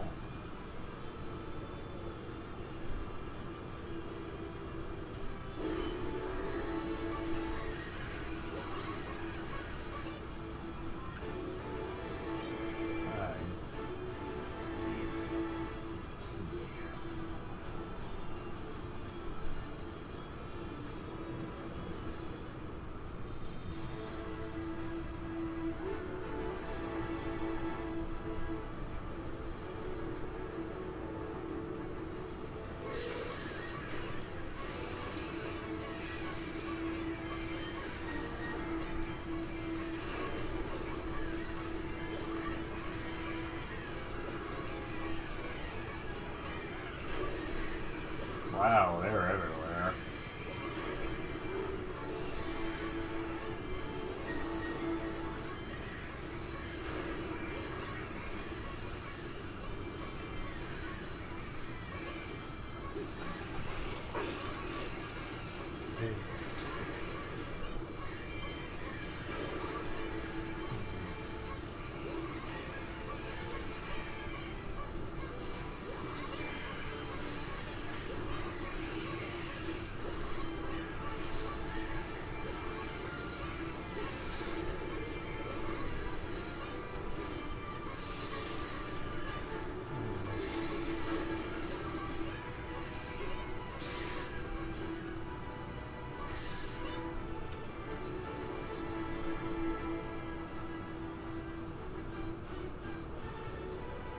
Okay, so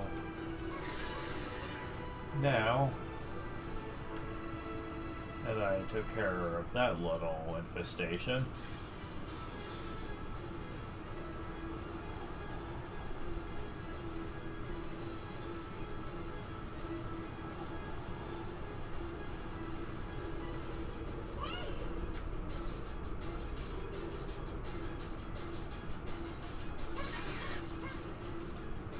really?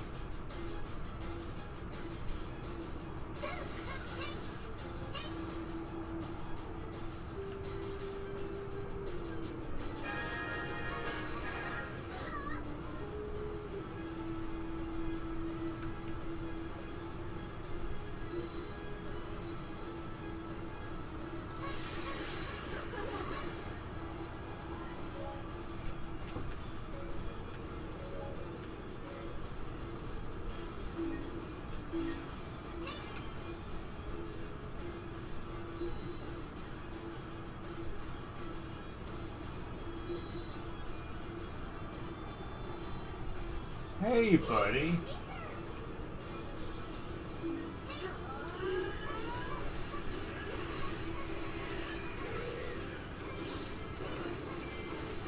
I don't think so. No summon for you.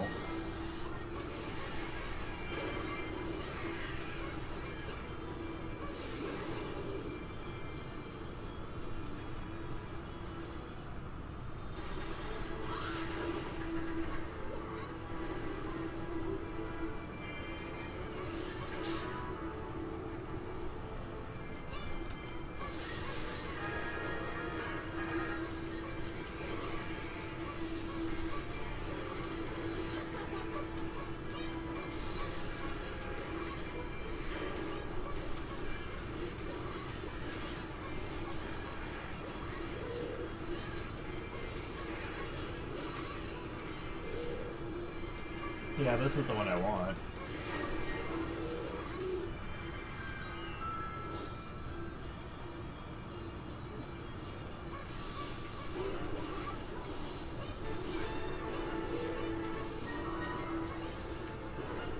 Okay.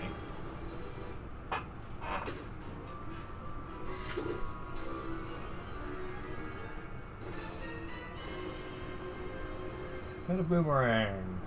Awesome.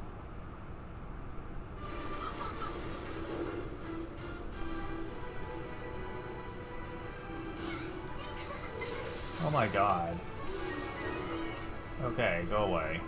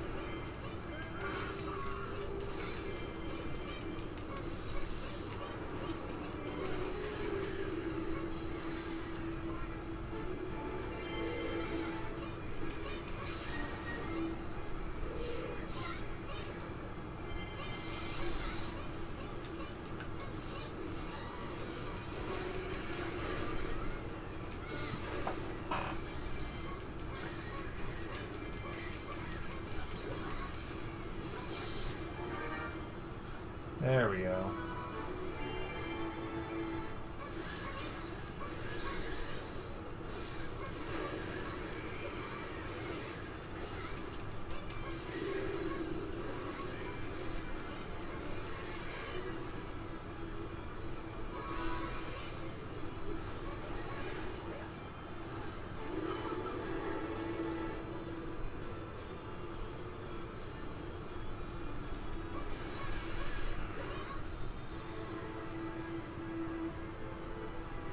Yeah, this is a bit of a long one, but not too hard as long as you're careful.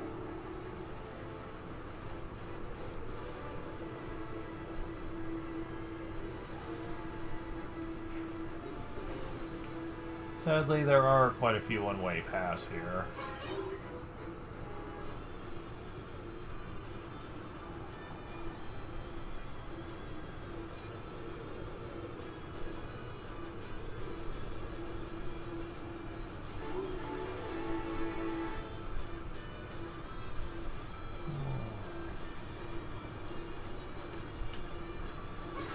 Go away.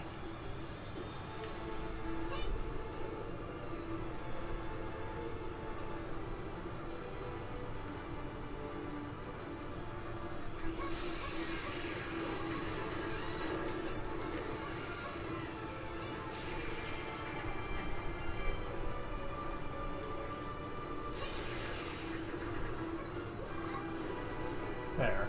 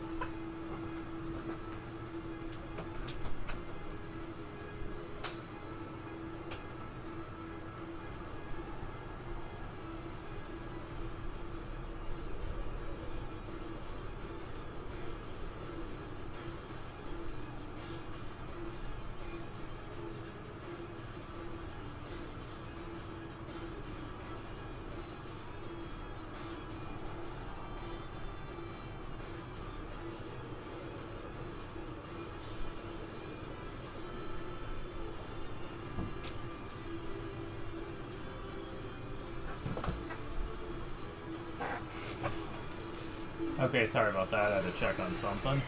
But yeah. Okay, where am I? Okay, right there.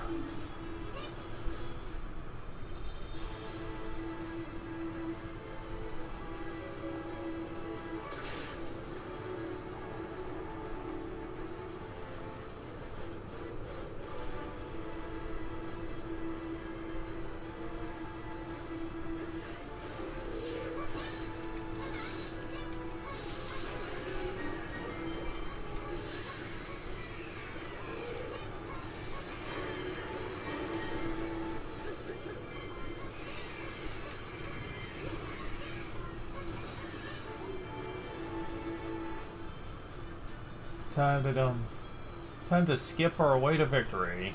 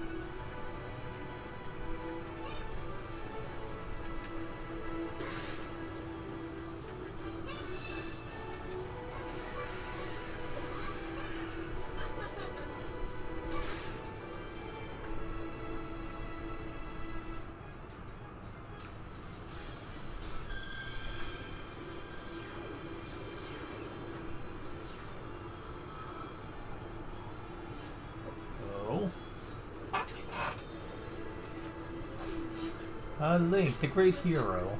Let me get a good look at you.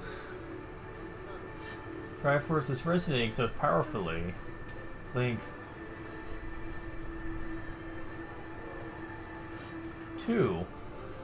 Ah, I see. That's certainly welcome news.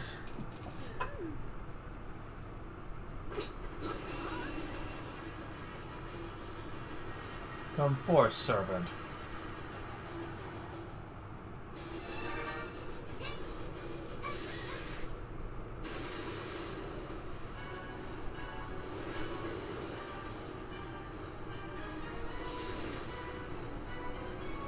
Oh, this one's a pain.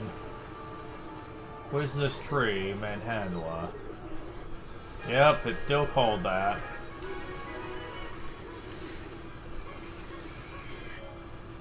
I'm gonna save my progress just in case, because this part can be really dumb.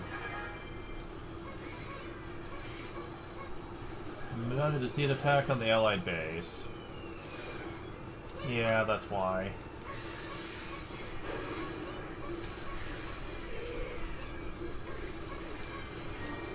What?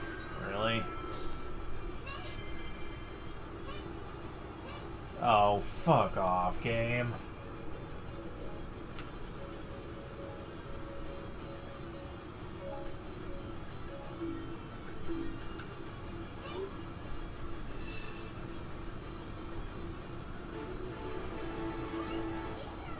But over there, warriors gather to a giant boss to receive all kinds of effects. When warriors gather, the stronger the effect becomes. People characters get together, percent of their magic gauges mostly fill. Plus, you'll be able to refill the magic gauge just by attacking enemies. When 3 playable enemies gather, the giant boss's weak point gauges will deplete faster. When people gather, the giant bosses receive greater amounts of damage. Defeat giant bosses by gathering the strength of multiple allied warriors.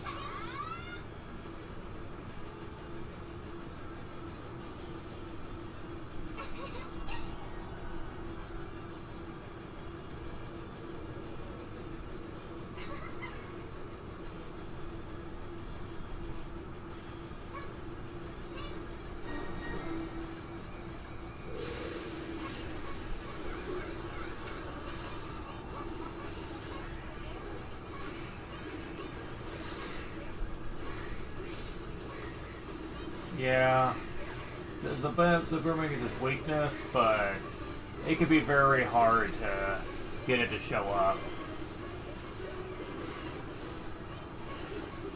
Why is Sheik not up there?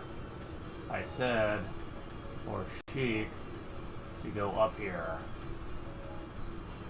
Why aren't you doing it?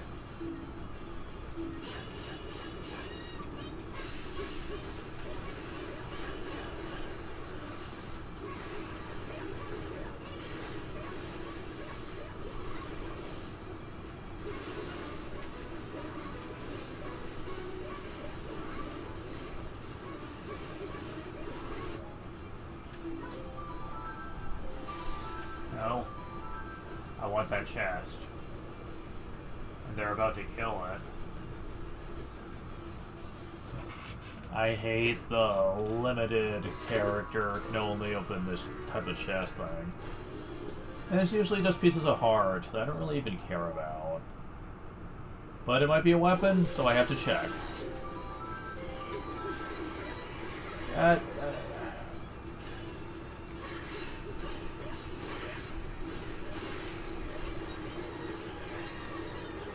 Yeah, this boss can be all kinds of annoying at times. Oh. Shit.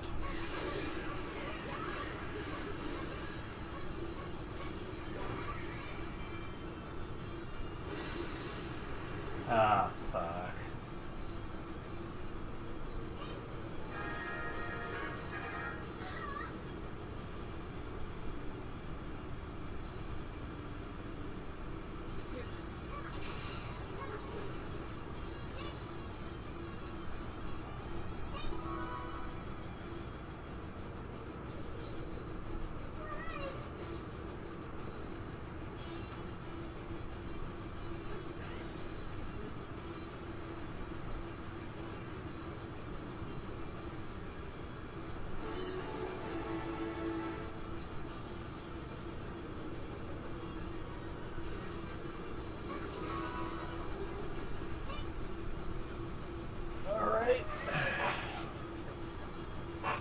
Yes, yes, we're well aware of that. This is 3 now.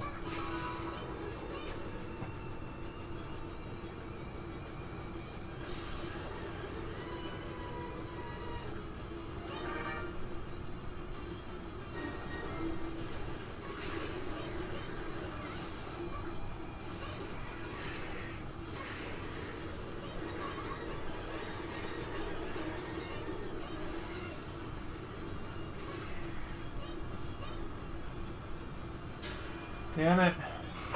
Not what I wanted to do. Wanted to lock on.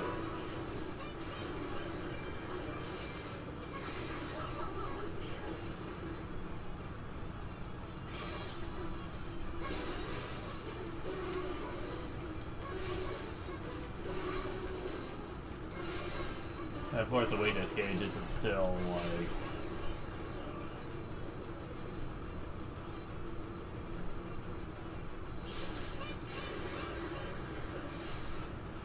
Okay, I'm doing pretty good.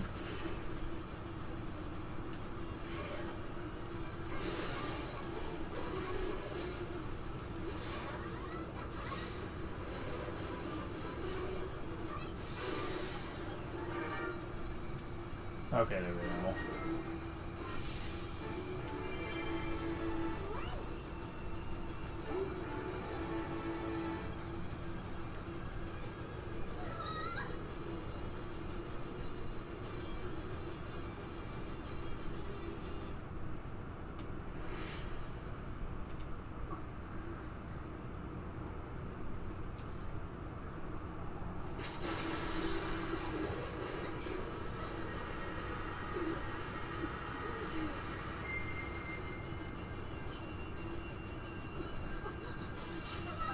Cheek, that's...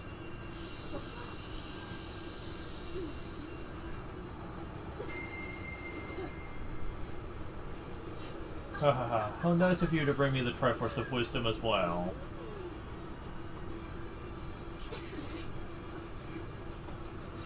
That means I have all 3 pieces. Behold, the awesome majesty of the completed Triforce. No, Link, run. See, the time to call the fragments my spiritus no. Yes, I can feel them seeking me out.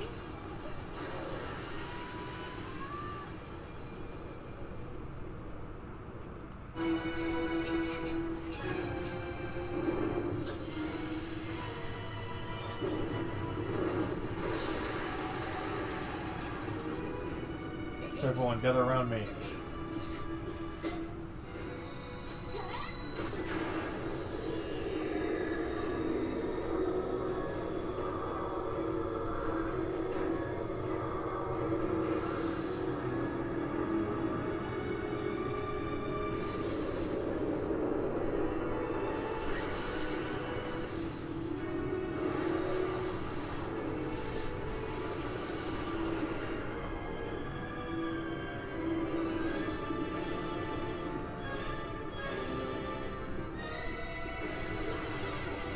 Of souls, hear my voice and open.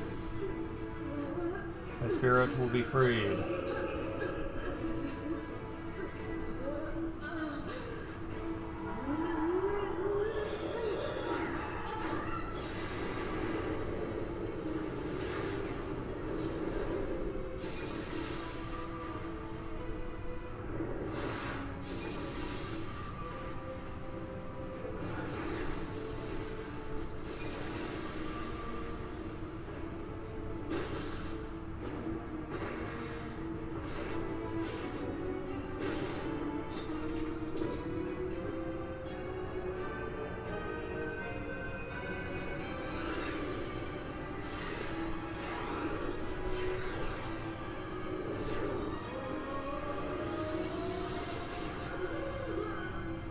Excellent work, child.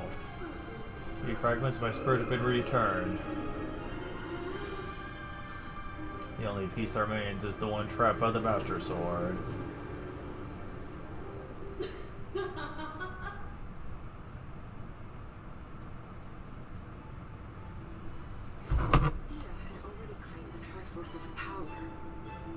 From Link, she stole the Triforce of Courage. The Triforce of Wisdom was the birthright of the royal family of Hyrule. Yet Sheik bore it when Sia attacked. Once Sia possessed all the pieces of the Triforce, she used its incredible power to bend time and space and open doorways through the ages. Portals to 3 eras appeared. Lana explained to the others that a Gate of Souls had been opened in each of these eras, and it was through these gates that the monsters came. By opening these gates, Sia had released the fragment of evil spirit imprisoned in each of the other eras. The task before the heroes was therefore to travel through each portal and close its gate. Once all the gates were closed, they could begin repairing the damage Sia had inflicted on their land. With time growing short, Link and his allies split up to handle all 3 gates simultaneously.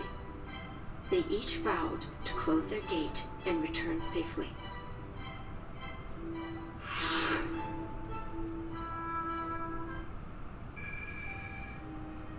So, yeah, this part's a little annoying. Got the Deku Spear, though. Branch of the Great Deku Tree imbued with its power. A strong attack button to plant Deku Tree saplings, which will quickly sprout and knock back enemies. Deku Spear. Spirit's Tome. Knight Sword. Silver Scale. Magic Hammer. Magic Hammer. Got the large Darknut Sword. Woka's Helmet. Manhandler's Toxic Dust. Piece of Darknut Armor. Dinophos Fang. The Zuffo Scale, and a bunch of old rags.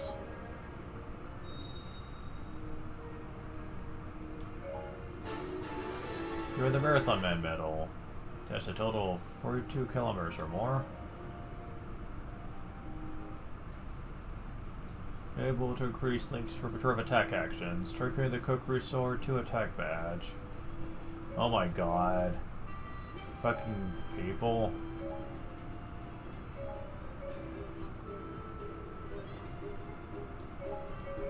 I know how this works.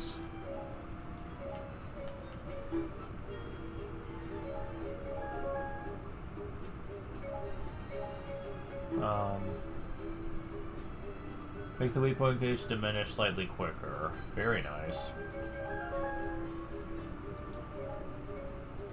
Okay, I'm missing an item I need for this.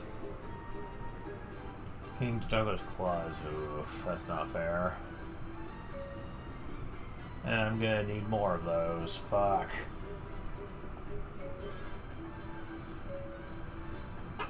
It is worth it to get this, though.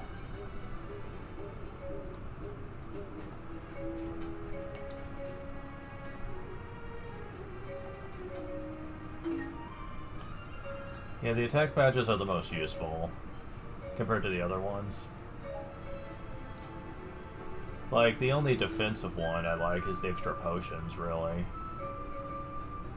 Notifies knockback at the first hit. I don't care about that. Really increased healing effect from hearts. That's barely useful in this.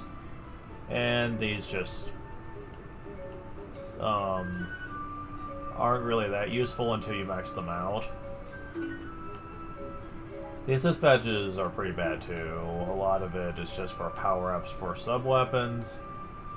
And weirdly speeds up the process of taking keeps. That's the only one that's worth it.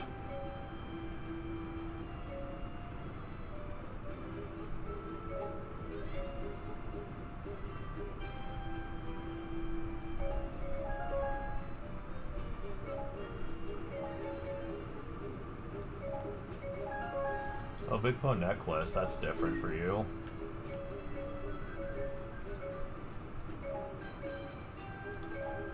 Come up pack for the harp.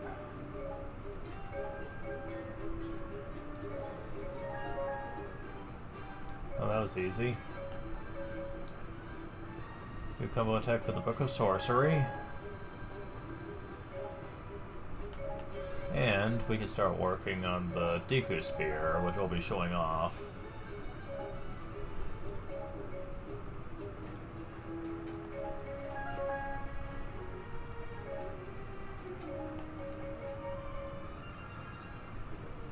So we click gauge diminish slightly faster.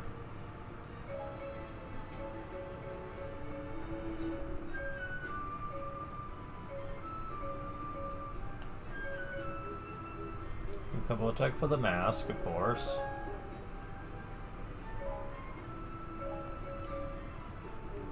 Anti-noticeable thing, which I only have the one, is useful for that, but I'll wait on that, since I only have one of those, and I don't plan on using you anytime soon anyway.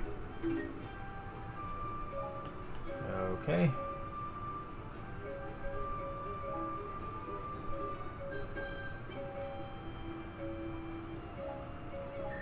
Level up.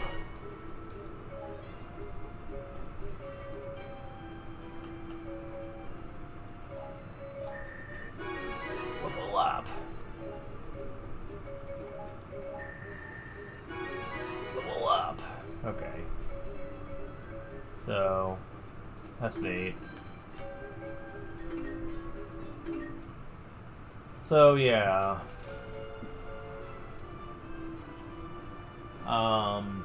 This part is kind of obnoxious, because you now have 3 routes you need to do, and I believe each one is 3 chapters. So that's 9 chapters total if you count all of them. Yeah. I mean, it's a neat concept, but in execution, it just drags the game out.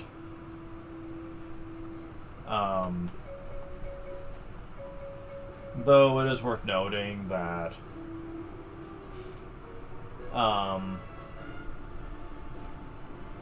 that the main story really isn't all that long after this, after you're done with like the time travel stuff.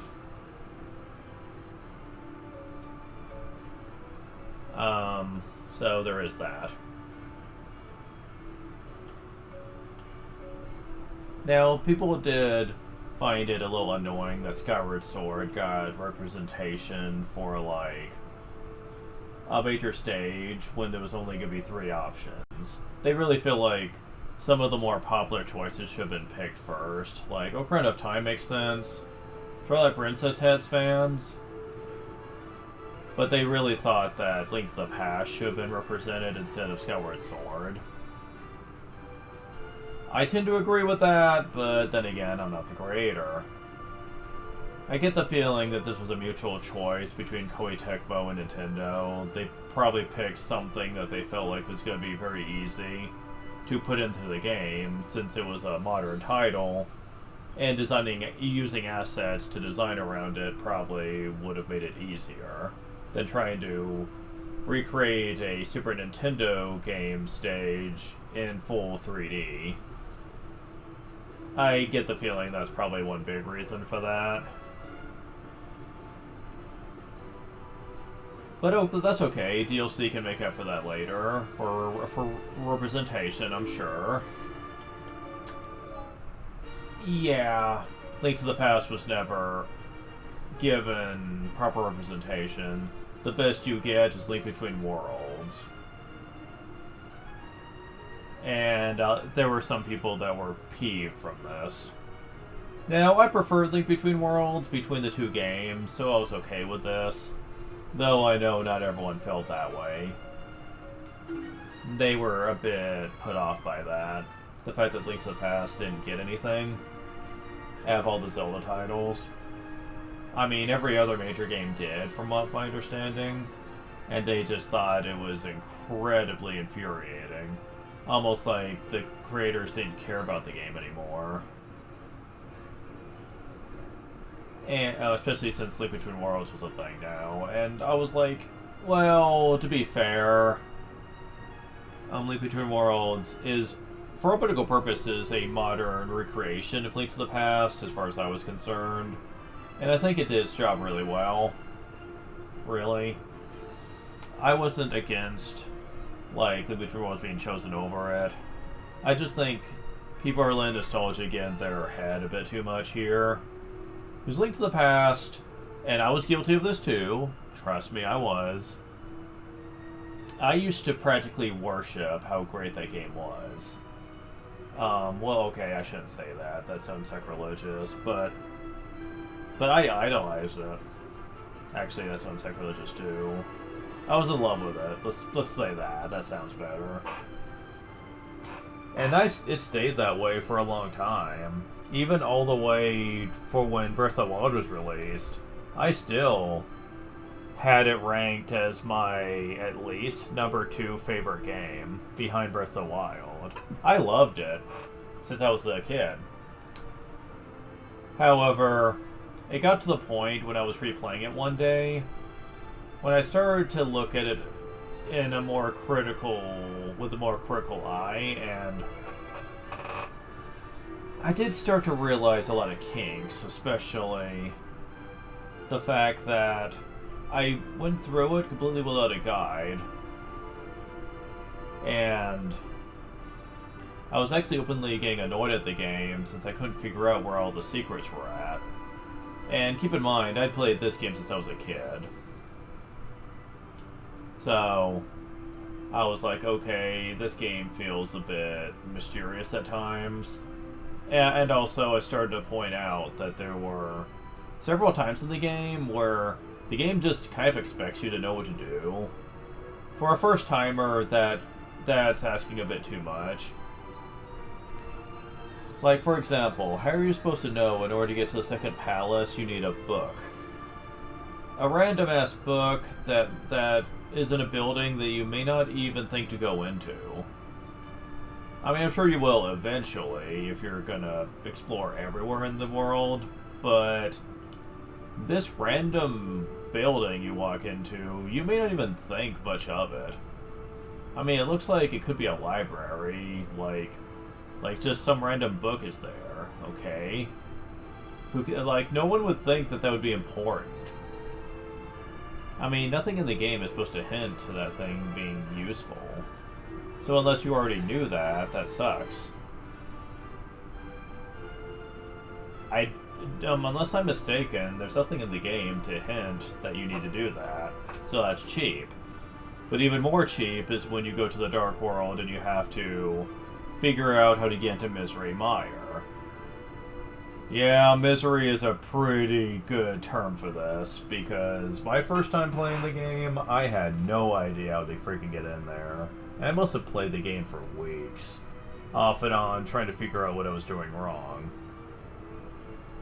Because, and let me tell ya, the game expects you to find the lost fairy kid in the Dark World, talk to him, figure out what his request is, take the shovel, use it in the Light World to get the flute, but then you have to know why the flute is important. And while he does give you a hint about how he used to play the flute for somebody, that's not really clued in well enough, because you don't know where this person is. And then you have to take it back there, and then you have to learn to play it through the statue in town, and it turns into a bird. And even then, all that does is let you teleport around. Okay, that's great and all, but the game does not tell you that there is a secret entrance that you need to use to get into Misery Mire. Like, this is so freaking overly convoluted that I cannot believe I ever defended it. Like, it's neat when you figure out what to do, sure, but figuring it out is ridiculously complex. And it's not the type of thing that you should ever expect from a player, especially from a kid player, who probably hasn't had to do any type of major thinking like this. I've seen puzzles in the freaking King's Quest games that's less convoluted than this. Because yes, I played a few of those games, and trust me, they can be confusing too to figure out. But man, this set of events just makes my brain hurt. I had to tell my friends, I said, I'm sorry, Link to the Past, but I cannot defend you here. The story to this game is nothing special. I mean, hell, the character of Zelda in this is such a freaking tease, it's ridiculous. They make it seem like what you're doing is important. How you're supposed to save her from her captors, sneak into the sewers, and get her to Sanctuary. You know, they make it feel like this is an important mission you're on. And yet it doesn't fucking matter. By the time you get what you need, she just gets captured again. Hell, if anything, you made things worse by rescuing her. Because now you got a pastor killed for no reason. And so I'm like, well, great. Nothing feels better than knowing you wasted your damn time.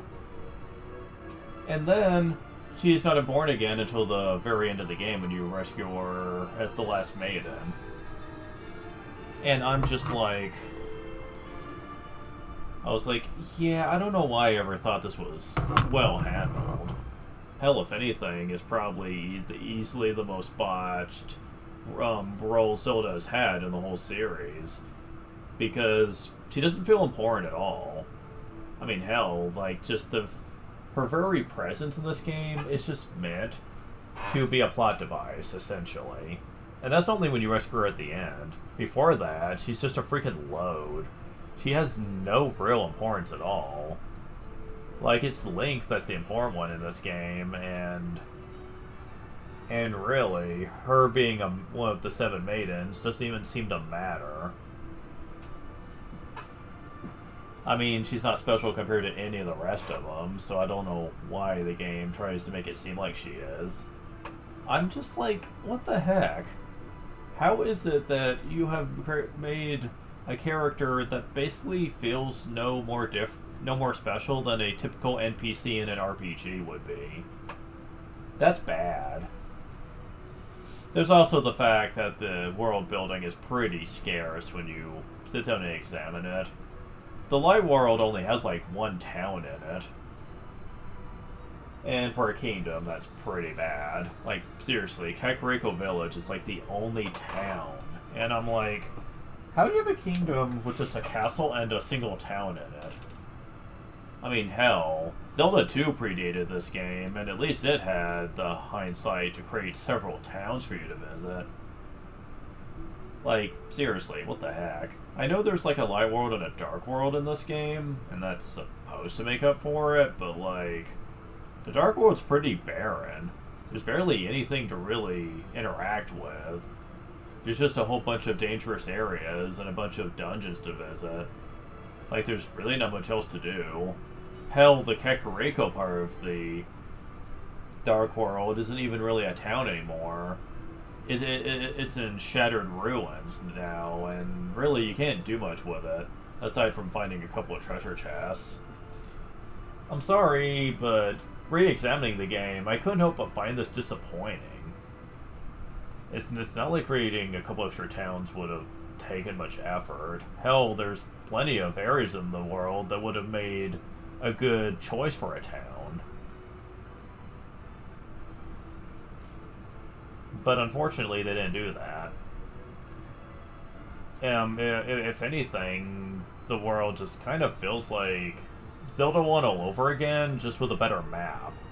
Because there's not really much to really explore. And it really hurt me that I kept finding more flaws in the game as I kept playing it. I was like, oh my god, no wonder modern fans can't get into this game. There's so much going against it. I don't blame them. Like, seriously. This game, for a newcomer, would be so hard to get into. It is very much a guide game at its core, because of when it was released. This was still back in the day when Nintendo Power was a big thing when it came to being strategy guides. And unfortunately, this really has made the early games feel very aged. Link to the Past is no exception. Going through this game blind is just asking for pain. There is so much that you cannot figure out on your own. At least not without exploring the world entirely and exploring every nook and cranny in it, just in hoping that you're going to find what you need. Which is not the kind of thing you should have to do, really. Like, you should not ever have to do that in an adventure game. Like, feel like you have to explore every little corner of it just to find this one thing you might need.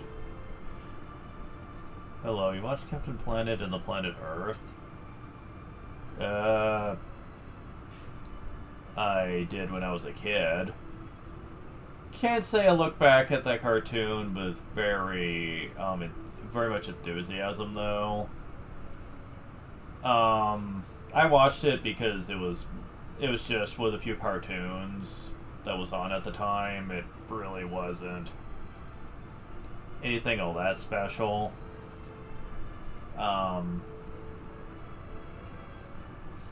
But yeah, I mean, I don't really think much on it now. Anyways, back to what I was saying though. Link to the Past felt, and with my modern taste on it, it really does feel like it had a lot of kinks to it. So I went back and played Link Between Worlds again.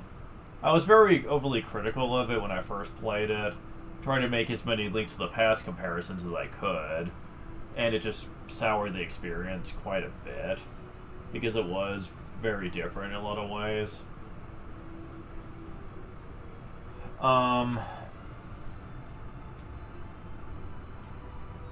But when I replayed it again, and I was like, why was I so critical of this game? It's freaking great. Like, seriously, every complaint I had against Link to the Past is heavily addressed in this reiteration of it. Almost to a sense of perfection.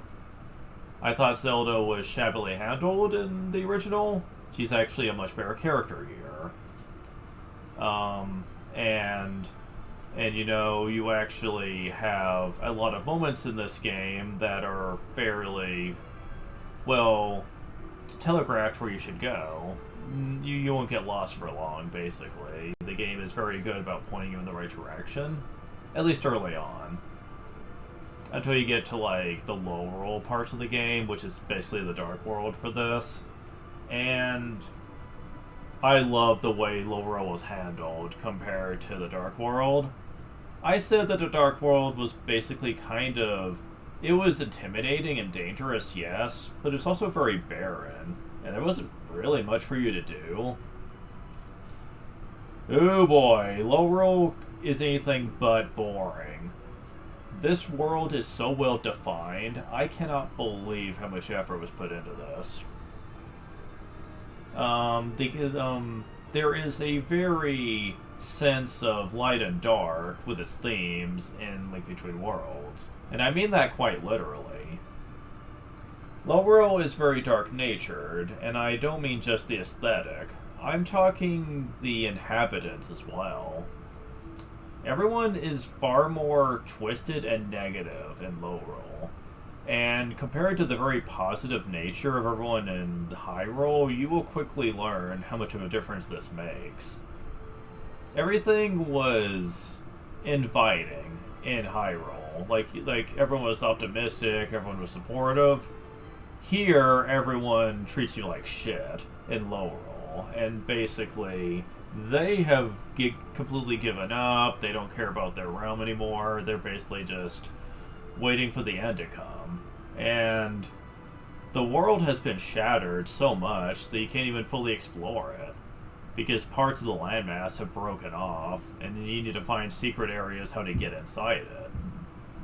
And the game makes it plenty clear how you're supposed to be able to do that, with the new mechanic where you can, like, turn into like a hieroglyph or something like that of Link and travel around the walls. And I thought this was so fascinating. Instead of using a magic mirror to go from the Dark World to the Light World, now you can just travel from either one in certain locations. And it was very well handled here. Like, the world actually felt like its own entity here, and there's a lot you could experience with it. I just was like, wow, talk about pulling a 180 on me. I did not think that this, when I first played the game, that it was handled this well. Also, there's a woman called Princess Hilda who basically is the exact opposite of Zelda, actually. Well, Zelda is very kind-hearted and very, very loving and a positive ruler. Hilda is the exact opposite. She's very cruel, very cold-hearted, and basically is kind of the villain of the game, and I was very impressed by this. The fact that they were able to take someone like her and actually show just the level of depth of character that she had, because you just see what happens when a world goes bad. Even their ruler ends up being negatively affected by it, to the point to where she's willing to crush another realm just to get hers back. It is extremely complex characterization that you don't usually expect from Nintendo. Like, they really delved into some dark places with this game.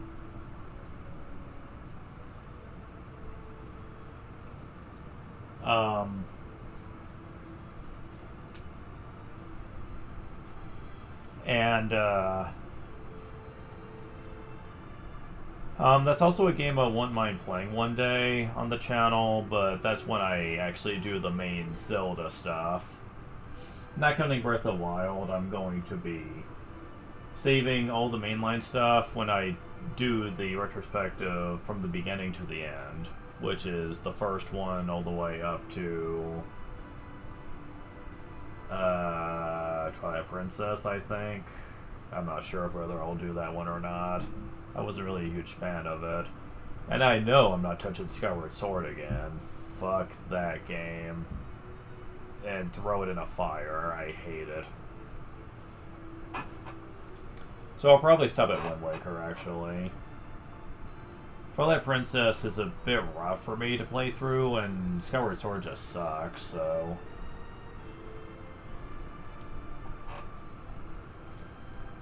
As far as portable Zeldas go, I've never really played many of them growing up, so it's kind of hard for me to talk about whether I'm going to play them or not.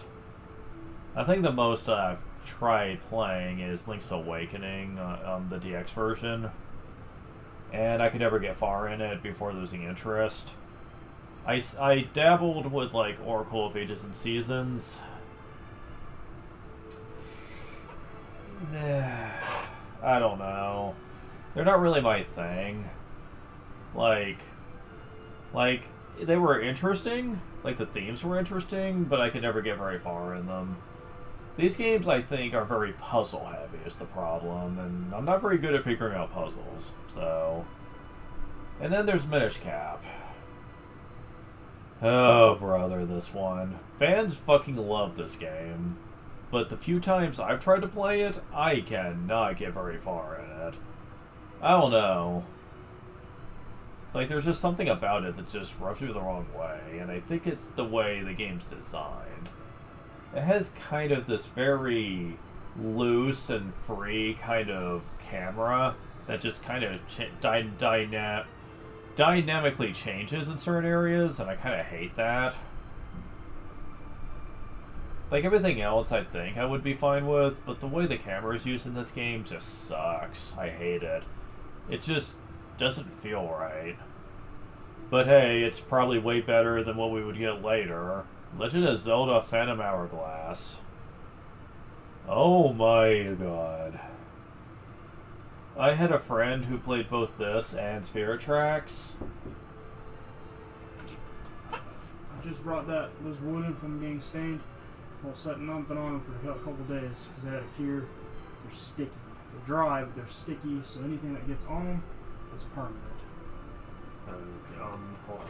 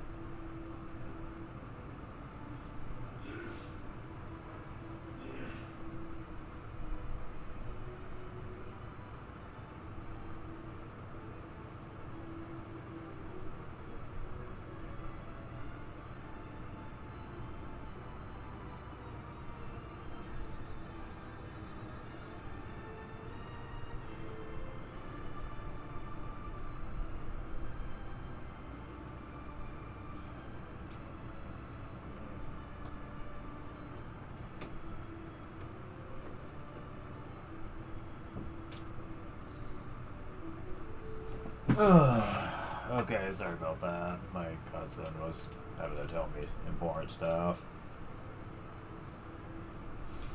But yeah, I was mentioning Phantom Hourglass, Spirit Tracks. My friend actually said she liked Spirit Tracks a little bit, even though the whole Spirit Flute thing was very dumb. But she liked it otherwise. She said Phantom Hourglass can die in a fire, though. And she's a huge Zelda fangirl, so when she says something sucks, that holds some weight. And she explained it to me. It all came down to one major gimmick.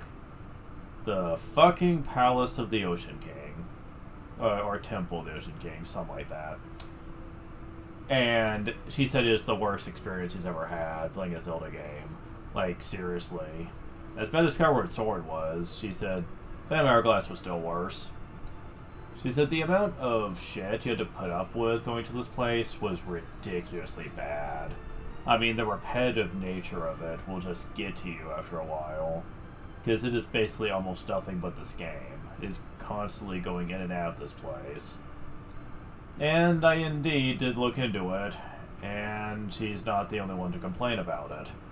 It is notorious when it comes to dungeon areas, easily one of the worst designed, and I was like, wow, like what the heck. So I can definitely say I will never touch that.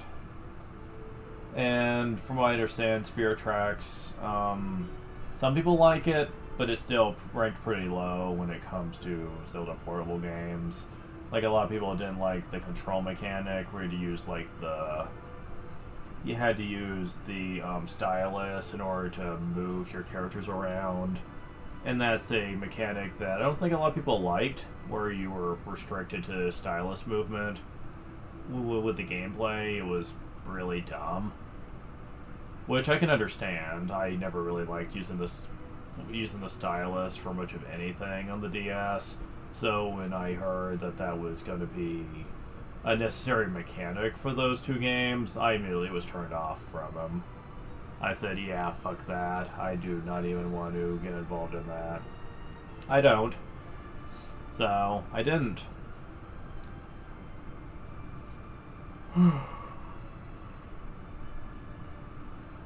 As a matter of fact, when Link Between Worlds was first shown off, and they were talking about the new mechanic where you turn into like a hieroglyph or whatever, and you had to walk around through walls and stuff, I was sure that this was going to be, yet again, more uses of them trying to force the stylus on me, and I was like, oh, fuck off. This is already sounding like it's going to be insufferable. Thankfully it wasn't, but I was expecting it. They were so hell-bent on making that into a thing that, going forwards, that I was surprised to see a game that didn't do it.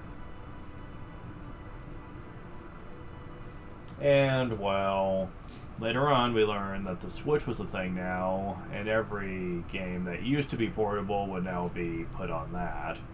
It's a console portable in one, after all, it only makes sense.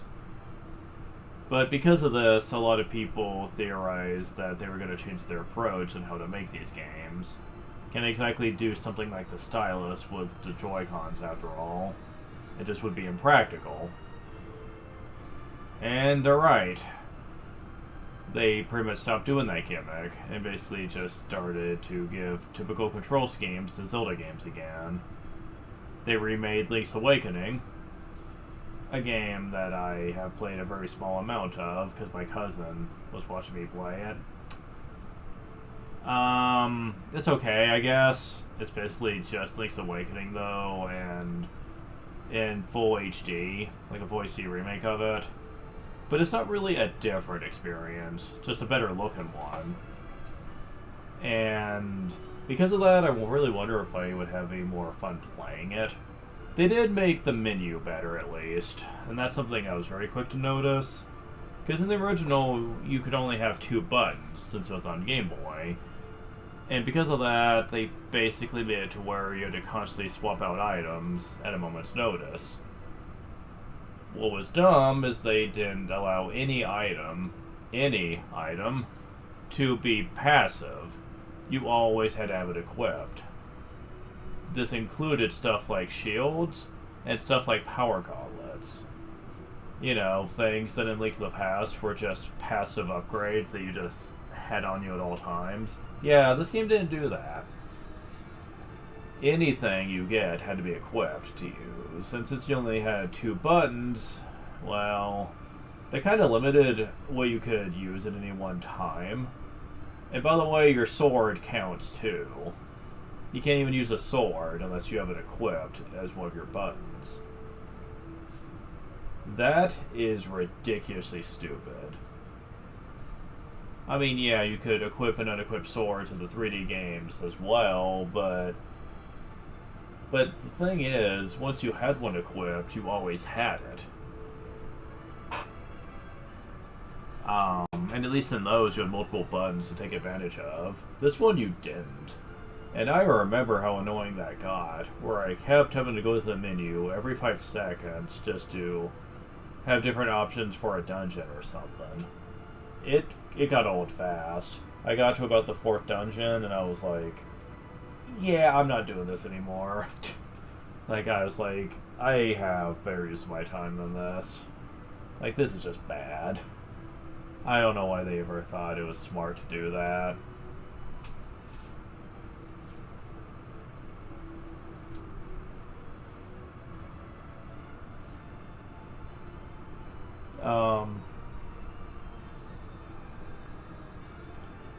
But anyways, it's about time we get off of this. Thank you guys for watching. And next time we're going to be doing more with our fairies and stuff, as well as doing more of the plot. And that's going to take a while, so see you later.